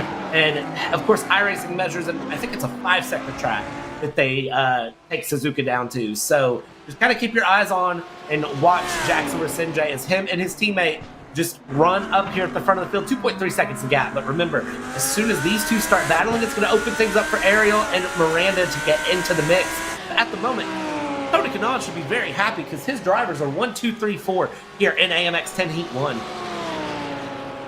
Yeah, it's like winning the lottery or winning the Indy 500 for him if that was the case, to have his drivers up occupying the first few positions in the rostrum. But the thing is, right now, it's still not over. We still have half the race left to go here. And it looks like Resende is not settling for second. He wants to go for first. And he's only 2/10 to the good here to Oliveira for the time being. Coming up now through 130R. Almost flat. I think it had to lift off a bit. And then into the Cassia Triangle. Oh, that's very close. You can see Resende coming up like Jaws there into the back of Pedro Oliveira.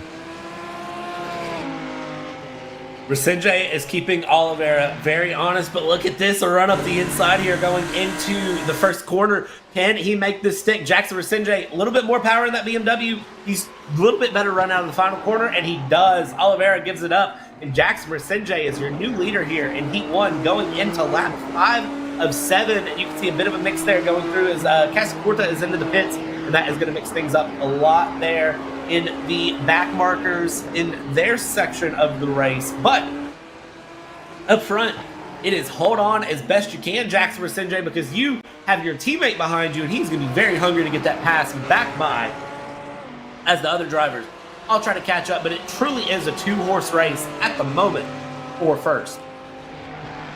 Indeed, and Miranda then still in P4, so the pole setter, or rather pole position winner on the track, manages to get up to P4 right now. As we see, that was Lazowski. So confused for one of the Dark Hawk cars, and indeed the tactical colored cars as well. They have similar colored cars on track, but key point to note there, you can have a bit of a green tinge on the side. So Lazowski, at least we know who his car is, losing it coming out of 130R, and luckily had the foresight to just get off the track and let the leaders by to not cause any major drama between himself as a back marker and the drivers fighting for the important positions up in the field.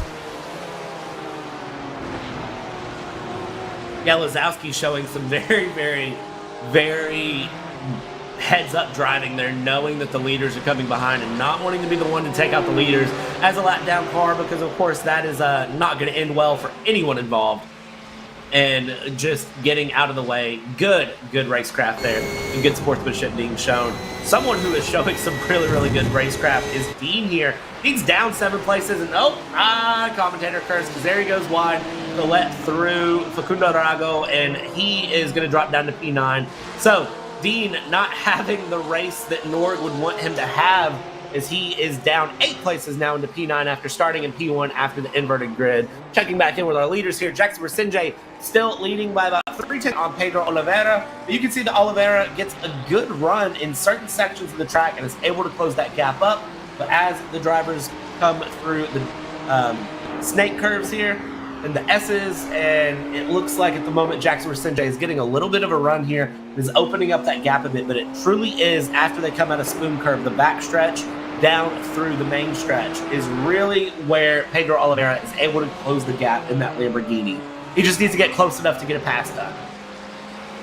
Yeah, a bit more grunt on the straight is what the Lamborghini has, but Resende driving real well in the BMW here to keep up that advantage that he had and makes use of the corners very well to increase the gap ever so slightly. But once we get onto the acceleration zones, that's when the Lamborghini is going to get much closer. As we can see, Pedro Dean in the Porsche recovering after that slight off. In fact, he has recovered back out to P6. Rago has actually dropped behind back to P8. So something happened to Facundo Rago out of our sights, but we can't focus on that right now because we hear unmistakably the tunes of the flat 6 Porsche coming up to the back of the turbocharged V8 Ferrari of Corentin Guinness. But Guinness, though, a bit incognito in this one. We saw him a couple of times in qualifying. You can see dents on the back of the car, so he's been through the walls here, going out to P5.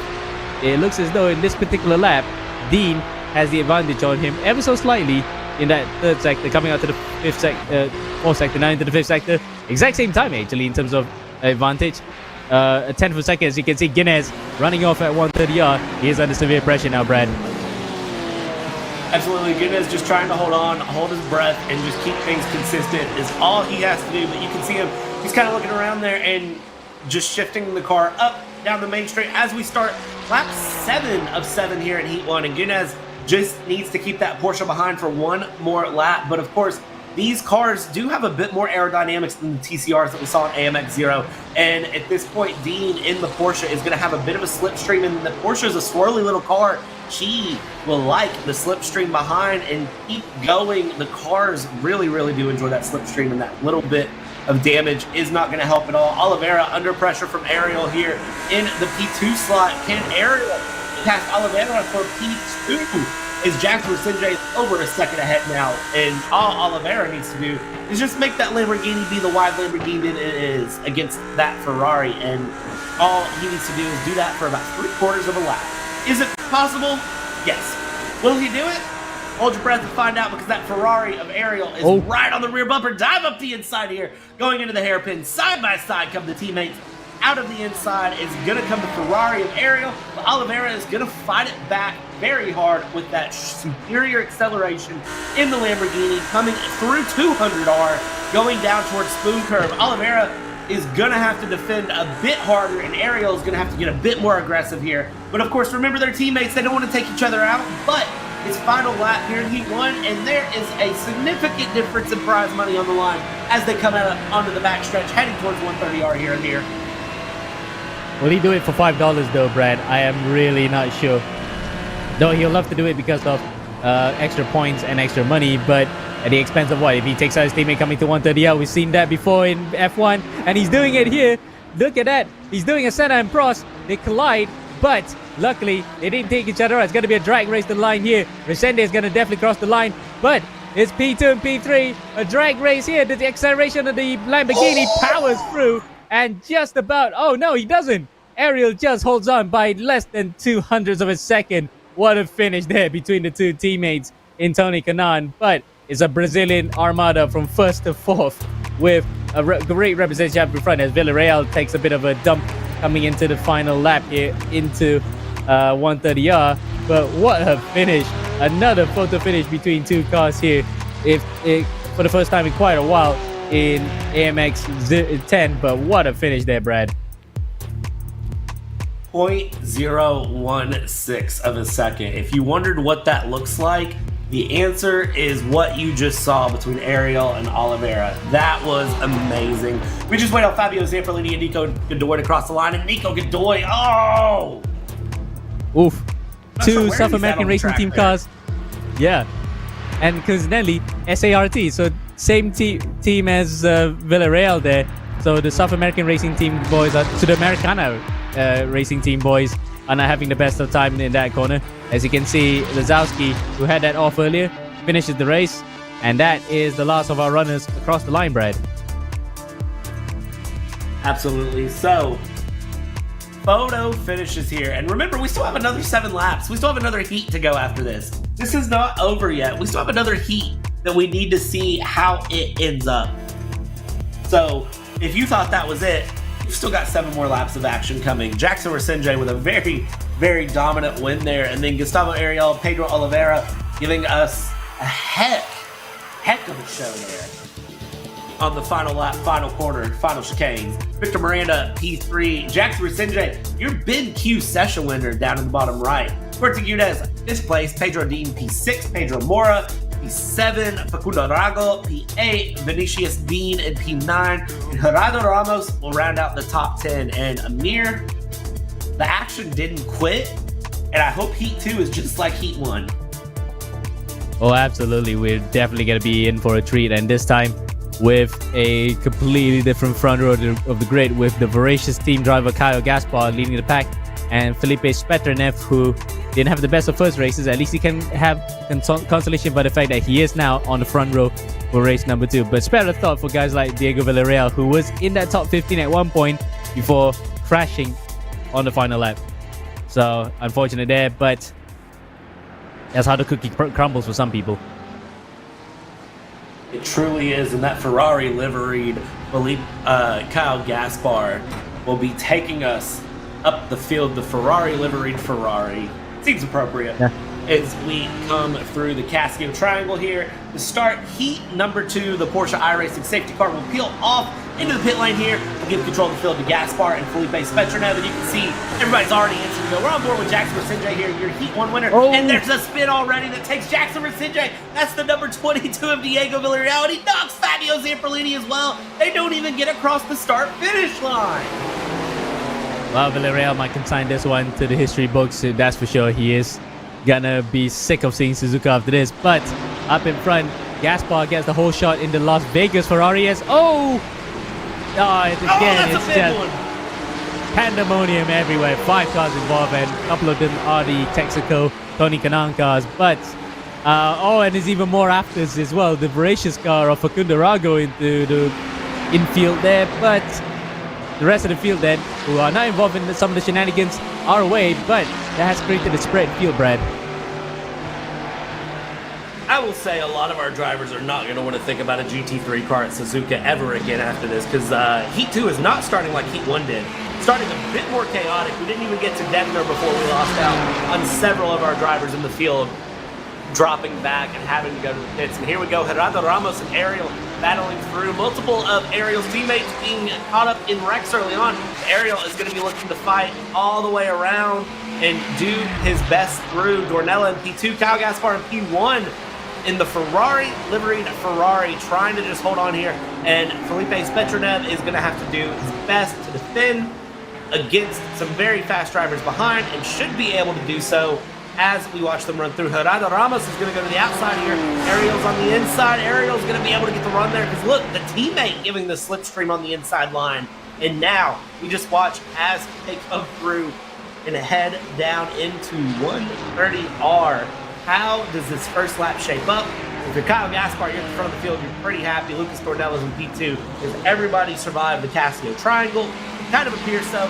Here we go. This is the replay of the crash during the start. Diego Villarreal gets clipped there by Jackson Mercinge and actually goes into the wall, bounces back around because his car hooks, and there's just nothing the cars behind can do. It's just trying to avoid it, and unfortunately that is easier said than done. Clips Fabio Zamperlini, and Fabulous Fabio is having a fabulously horrible weekend here at Suzuka.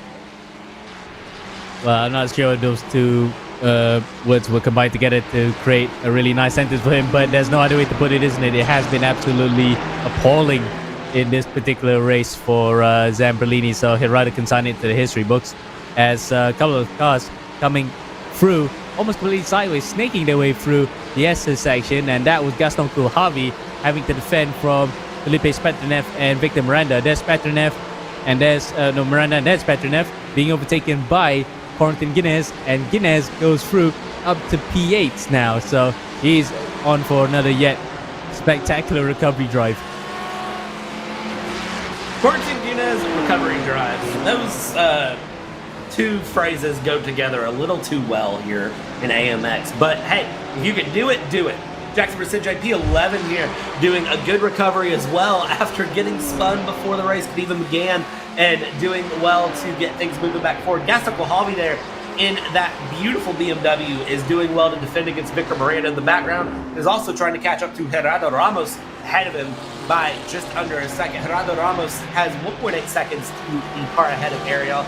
Everybody's doing their best to hold on, but look at this Victor Miranda with a lot of pace in that Ferrari, doing very, very well to put the pressure on. And I believe as we come through here, he may have just enough pace and just enough and we got a 130R to try to get a pass done on the inside.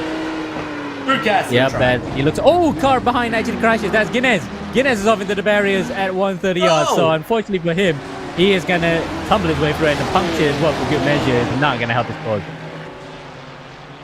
I think Gunez's race is actually over. I'm going to imagine he's hearing the old iRacing, you got some wheel damage. And as we get a review in the bottom right-hand corner of that first lap crash, and it was about 3 crashes in one that happened there. Just seeing, because the thing is, that hard left-hander coming out of Snake, cars come back on the track, they're just going to keep collecting people, and really there's nothing you can do. You can see all the Tony Kanaan boys getting collected up together there, coming in, out of Anti-Baked and the Dunlop. I mean, there's just not a lot you can do in a moment like that, and honestly, it's kind of unfortunate. It's frustrating as a driver when you get caught up in one of those. Yeah, absolutely. And you can see in that replay just now, that second incident was actually not to say instigated, but more towards contributed by Corentin Guinness, who actually hit the back of one of the BMWs that sent the whole thing into tailspin. But it wasn't completely his fault, because you can see how crowded it was at the start. So he just contributed the accident as opposed to starting it. And we said just now how Guinness was good at recovery drive. Well, sorry to say, but that was prime commentator's jinx, wasn't it, Brad? Yeah. People are going to be grabbing their pitchforks and coming for us. I apologize if you're a Corentin Guinness fan. I didn't say it, Amir said it. Just remember it was him, not me. Thank you. Anyways, back to the race. Thanks for letting me short there. Lucas Cornella. Hey, listen, someone's got to take the fall for Corentin Guinness. It might as well not be me, right? Right. Anyway. Oh boy, and we get the replay of the Gunez incident there, coming out of, I believe that is 130R he was going through, and just a bit too much curve, snaps the rear end, and there's absolutely nothing you can do there. Just whole left-hand side straight into the tire barrier. Nothing you can do there for Corentin Gunez, and it is race over, goodbye, you're done. And then I think for good measure, he did get a tap there from Casacorta that spun him around, and just, you can't do anything about it. Now, Dornella defending against Ariel there in the lead, or not in the lead, sorry, this is P3, but doing his best to defend from a very, very fast Tony Kanaan driver, very, very fast Ferrari. And can he hold on to this defense? I'll let you answer that one, Amir, because I don't know. Well, Ariel, of course, we saw just now how he was actually merciless towards his teammate when it comes to hounding him. So if it's another driver that's out of another team, and incidentally a fellow neighboring country, I don't think he'll give too much mercy towards him, as Belzidi then is going to be looking his mirrors to see that the Ferrari behind is all over him. Really, he's going to have to defend. No, he's not defending at all. He's going to go through the inside again, and he did it last time around in heat number 1, and he does it again here, does Gabriel Ariel and Gustavo Ariel, and he goes up P3, Brad. Gustavo Ariel with a very, very good pass there. Up 11 places since the start of this heat. Lap 4 of 7 we are on here, and Dornella doing his best to kind of just hold on to P4. And you can see Dornella very, very concentrated. These cars take a lot to handle, and this track is a lot to handle.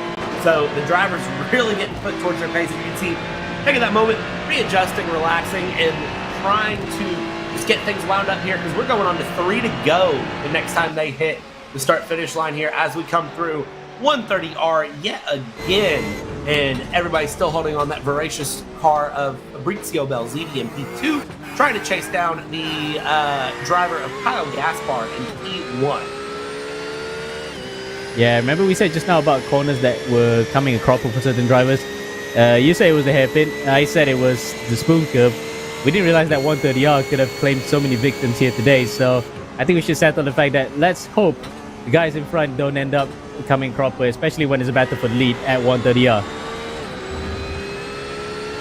Degner, Dunlop, and 130R have been absolutely crazy, and it's kind of surprised me. I wasn't prepared for that. Kyle Gaspar on board. You've got the onboard from Fabrizio Belzidi for the main screen. Your picture-in-picture Kyle Gaspar's rear view on board here, and you can see he's got that Porsche just right in view. Fabrizio Belzidi knows what Fabrizio Belzidi needs to do, and that is just stay consistent, stay relaxed, and try to push the envelope a little bit here to get within a stone's throw of Kyle Gaspar and try to get the pass done as you come through the Degner curve under the bridge yet again for the 5th time here of 7 times today.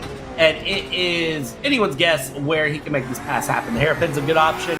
130R is showing to be a good option.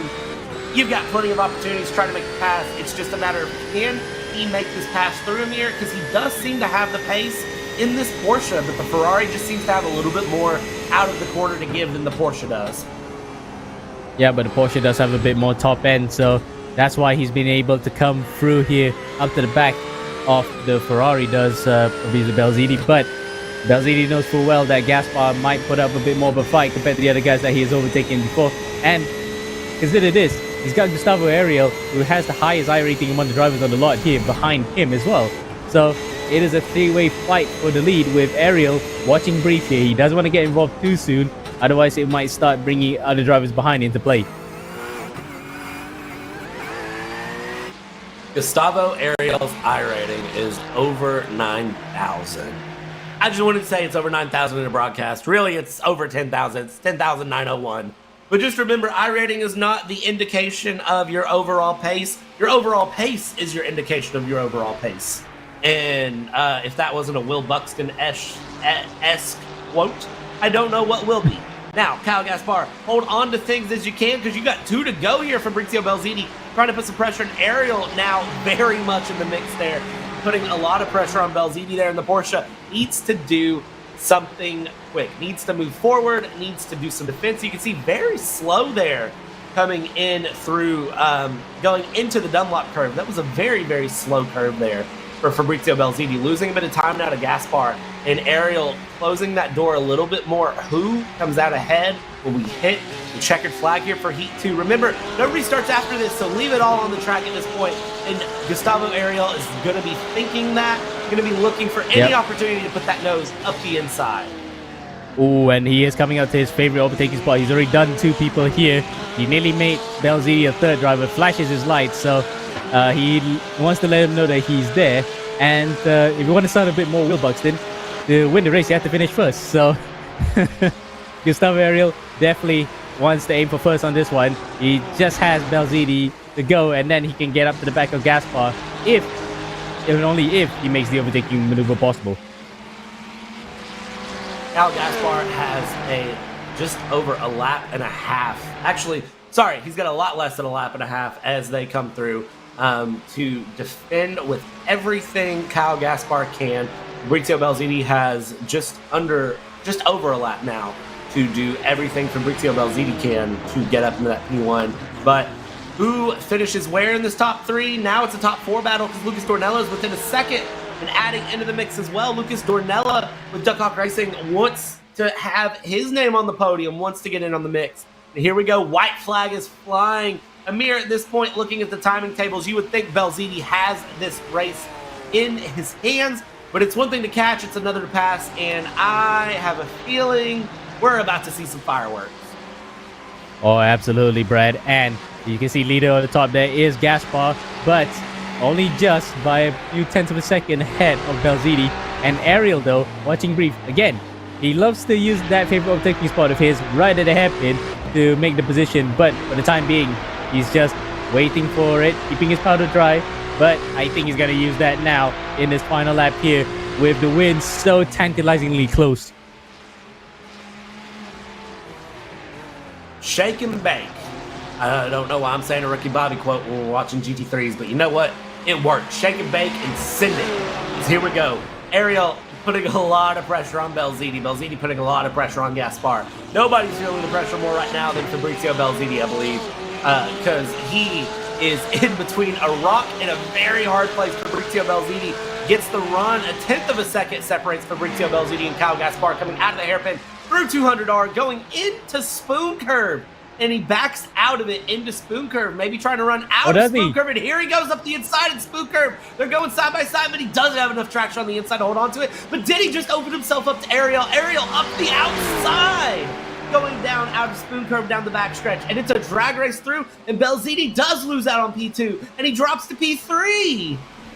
Now coming up to the Cassia Triangle, who's going to be the bravest here under the brakes? This is Gaspar and Ariel. Ariel onto the outside, Gaspar on the inside. This is going to be a brave move if he makes it work. Side by side, they're good. It's going to be yet another photo finish, isn't it? Or does it? Gaspar gets pushed out wide, and he's gonna get overtaken by Belzini. Ariel with yet another last lap heroic to take the victory this time, and what a way to do so. Drag race across the line in P2. What a finish here to heat number 2 in race number 28 for AMX 10 Season 3. Wow. Gustavo Ariel, Tekabao once again, last lap heroics. What is up with that P2 position in AMX 10? Always separated by less than a tenth of a second. That is a heck of a battle. Look at this. This is the battle for P15. Nico Godoy and Tim State battling it out here all the way to the line. And I think Nico Godoy will best Tim State there. And a very, very good run. And now we just have to wait on our last few drivers to come across the line here. But, man, that top 3 battle. And it ended up Kyle Gaspar finishing P3 with Gustavo Ariel 2 passes in the final lap, in the final half of the lap.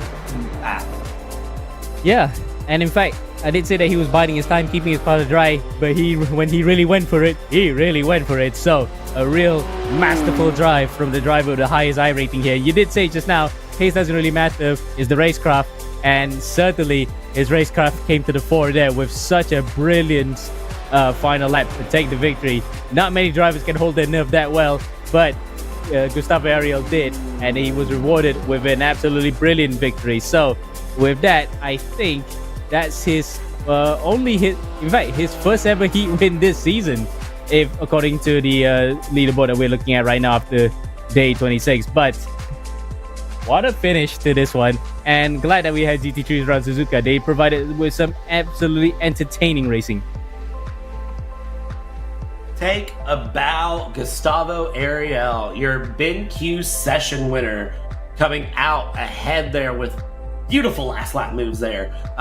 Tony Kanaan, teach me a thing or two, because that was beautiful. Besting both voracious team racing drivers in P2 and P3 from Fabrizio Belzini and Kyle Gaspar. Lucas Dornella, Victor Miranda finishing top 5. Victor Miranda with a really, really good run this weekend, or this week night of racing. Gerardo Ramos in P6, Gaston Kojavi P7, Vinicius Dean, Rodrigo Lazowski, and Facundo Arago pulling the top 10. And I gotta say, Amir, that was a lot. Those heats brought a lot of action in.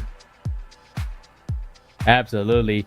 And the pick of the bunch for both heats had to be Gustavo Ariel's charge through the field, and 2 races in a row that came to the Cassia Triangle, and 2 of those races that he ended up winning, either finishing on the podium or winning. What a way to do so. Really, really good racing. And well, shake of our heads in absolute disbelief that how did he do that? A lot of luck and a little luck, a lot of skill, and more skill than I've ever had behind the wheel of a sim rig.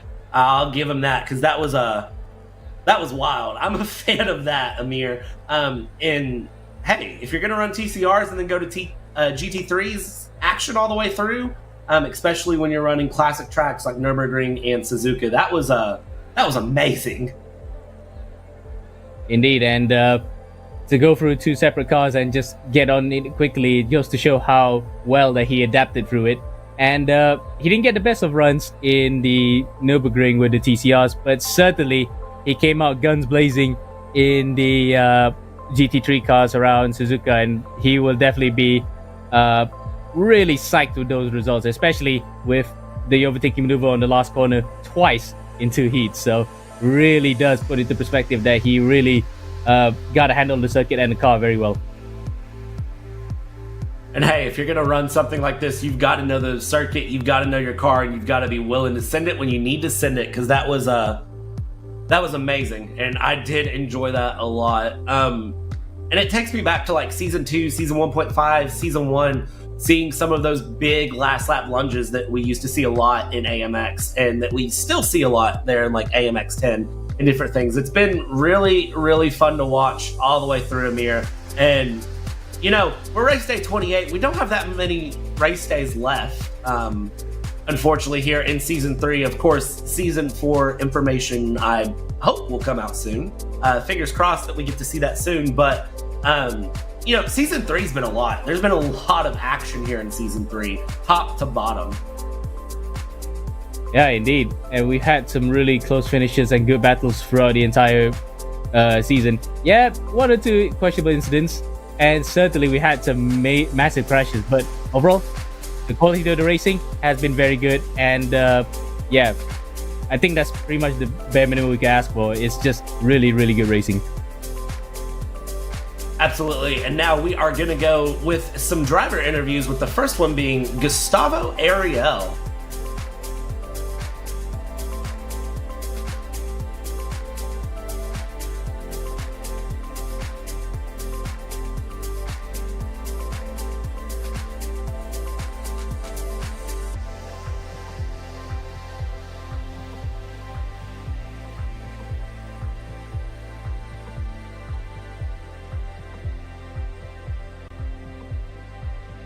And starting off our interviews here, we are going to talk with Gustavo Ariel, who seems to be able to pull passes out of thin air. Gustavo, talk me through how you made those passes happen.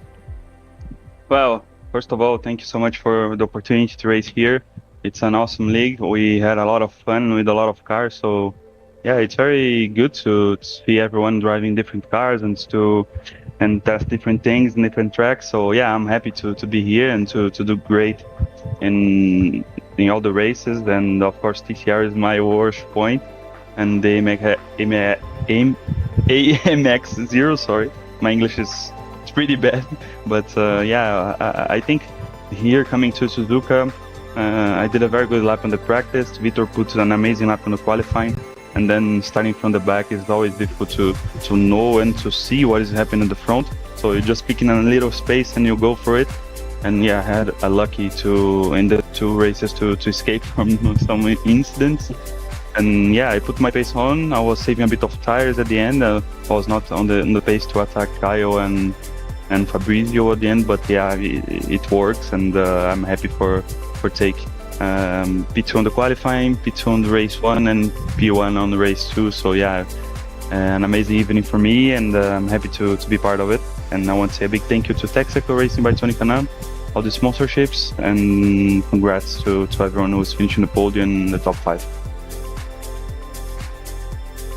Big thanks there, Gustavo. Of course, I do want to mention, looking at this Heat 1, Heat 2, this AMX 10 session, it was a very, very successful night for you. How do you carry this forward going into the last few races we have here for AMX Season 3 and keep that momentum going race to race, especially with so many different cars and tracks every time?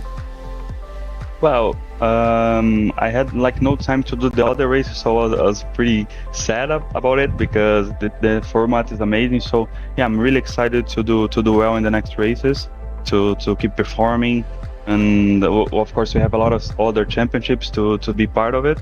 And yeah, we need to schedule a bit the training and stuff. So yeah, I'm happy to race the last rounds. Maybe I'm going to do all of them. So yeah, the racing is amazing, and it's so fun to do it with my teammates, the other Brazilian guys. So yeah, looking forward to be on the top 5 on the other races. It's my goal. So yeah, I'm happy to do all of these races, fixed setup, an amazing prize pool for everyone. So yeah, I'm grateful to be part of it and to have the opportunity to divide this opportunity with my teammates and the other guys. It's really fun to watch all of the Tony Kanaan drivers go through.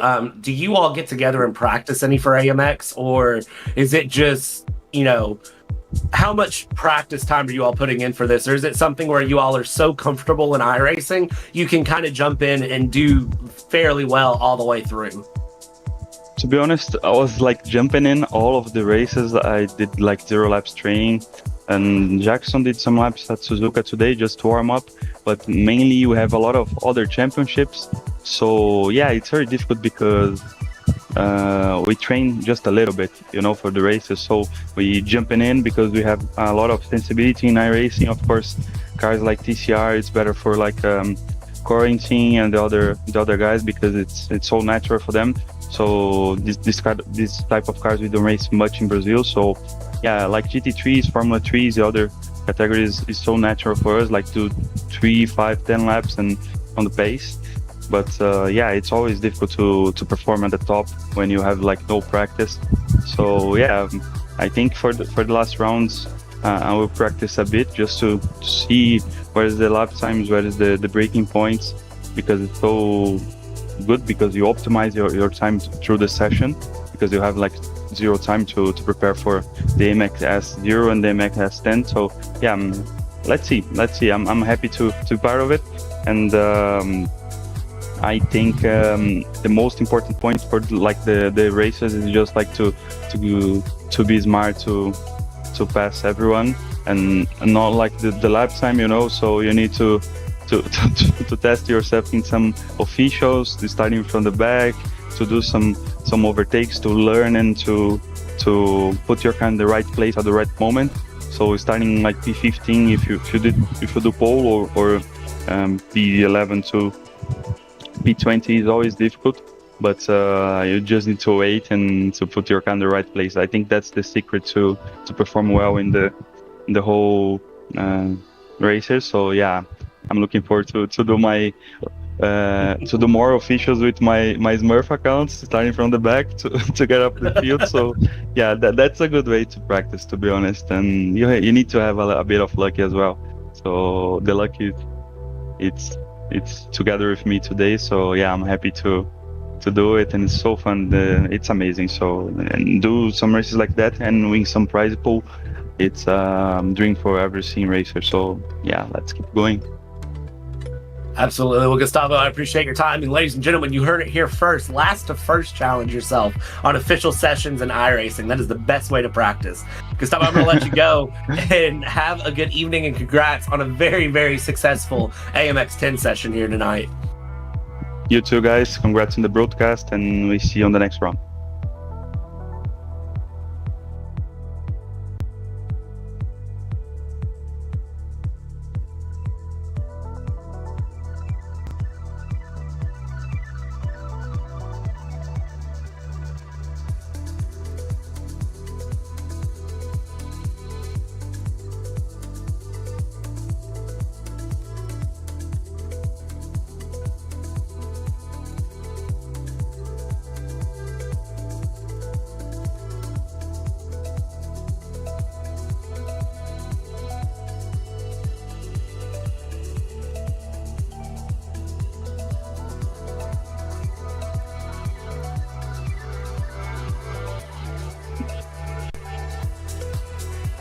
And ladies and gentlemen, I want to welcome Lucas Dornella in. Lucas, how are you doing? Kind of talk me through your Heat 2 there, because that was you ended up finishing P4, which you started P3, but hey, P4 is still a good result.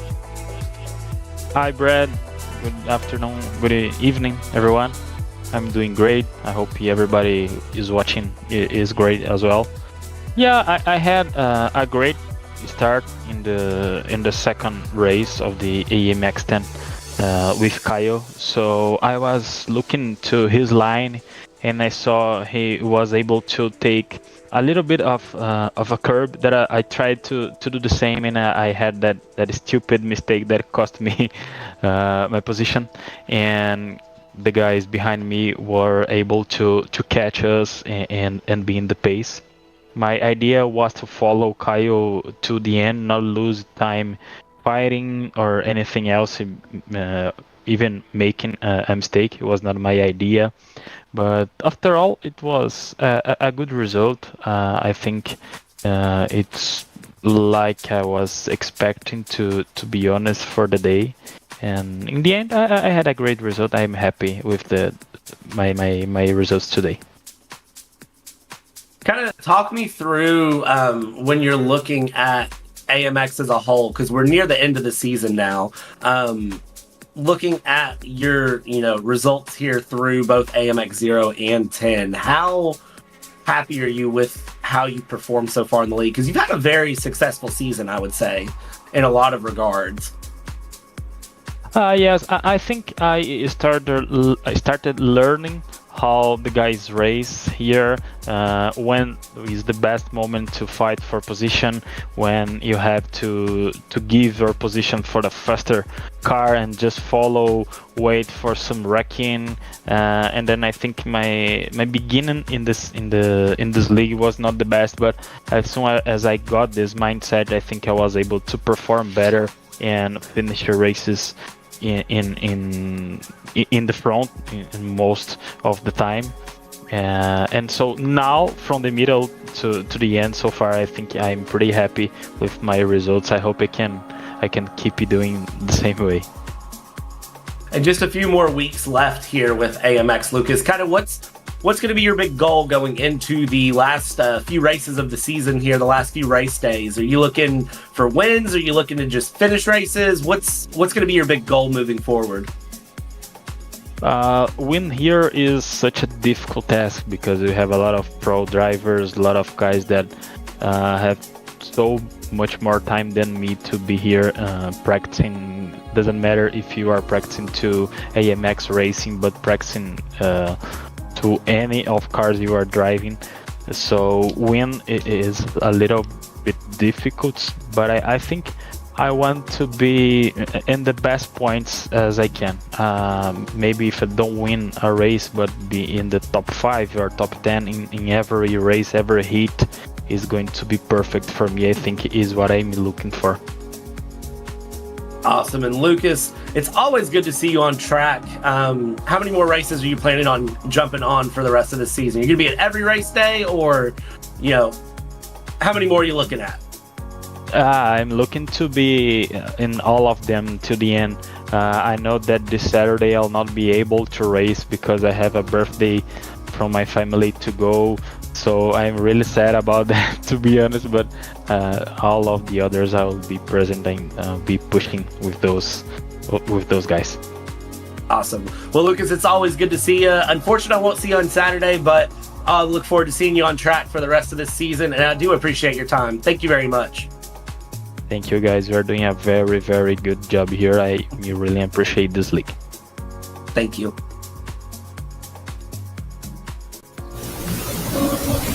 All right, and Amir,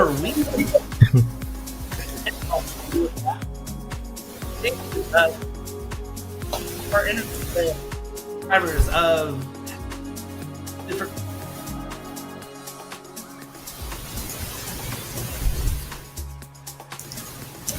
Yeah, for sure. Especially given the fact that the interview just now with Ariel was actually quite an eye-opener to see what goes on behind the scenes of when a driver who's really at the top of his game knows how to do the racecraft.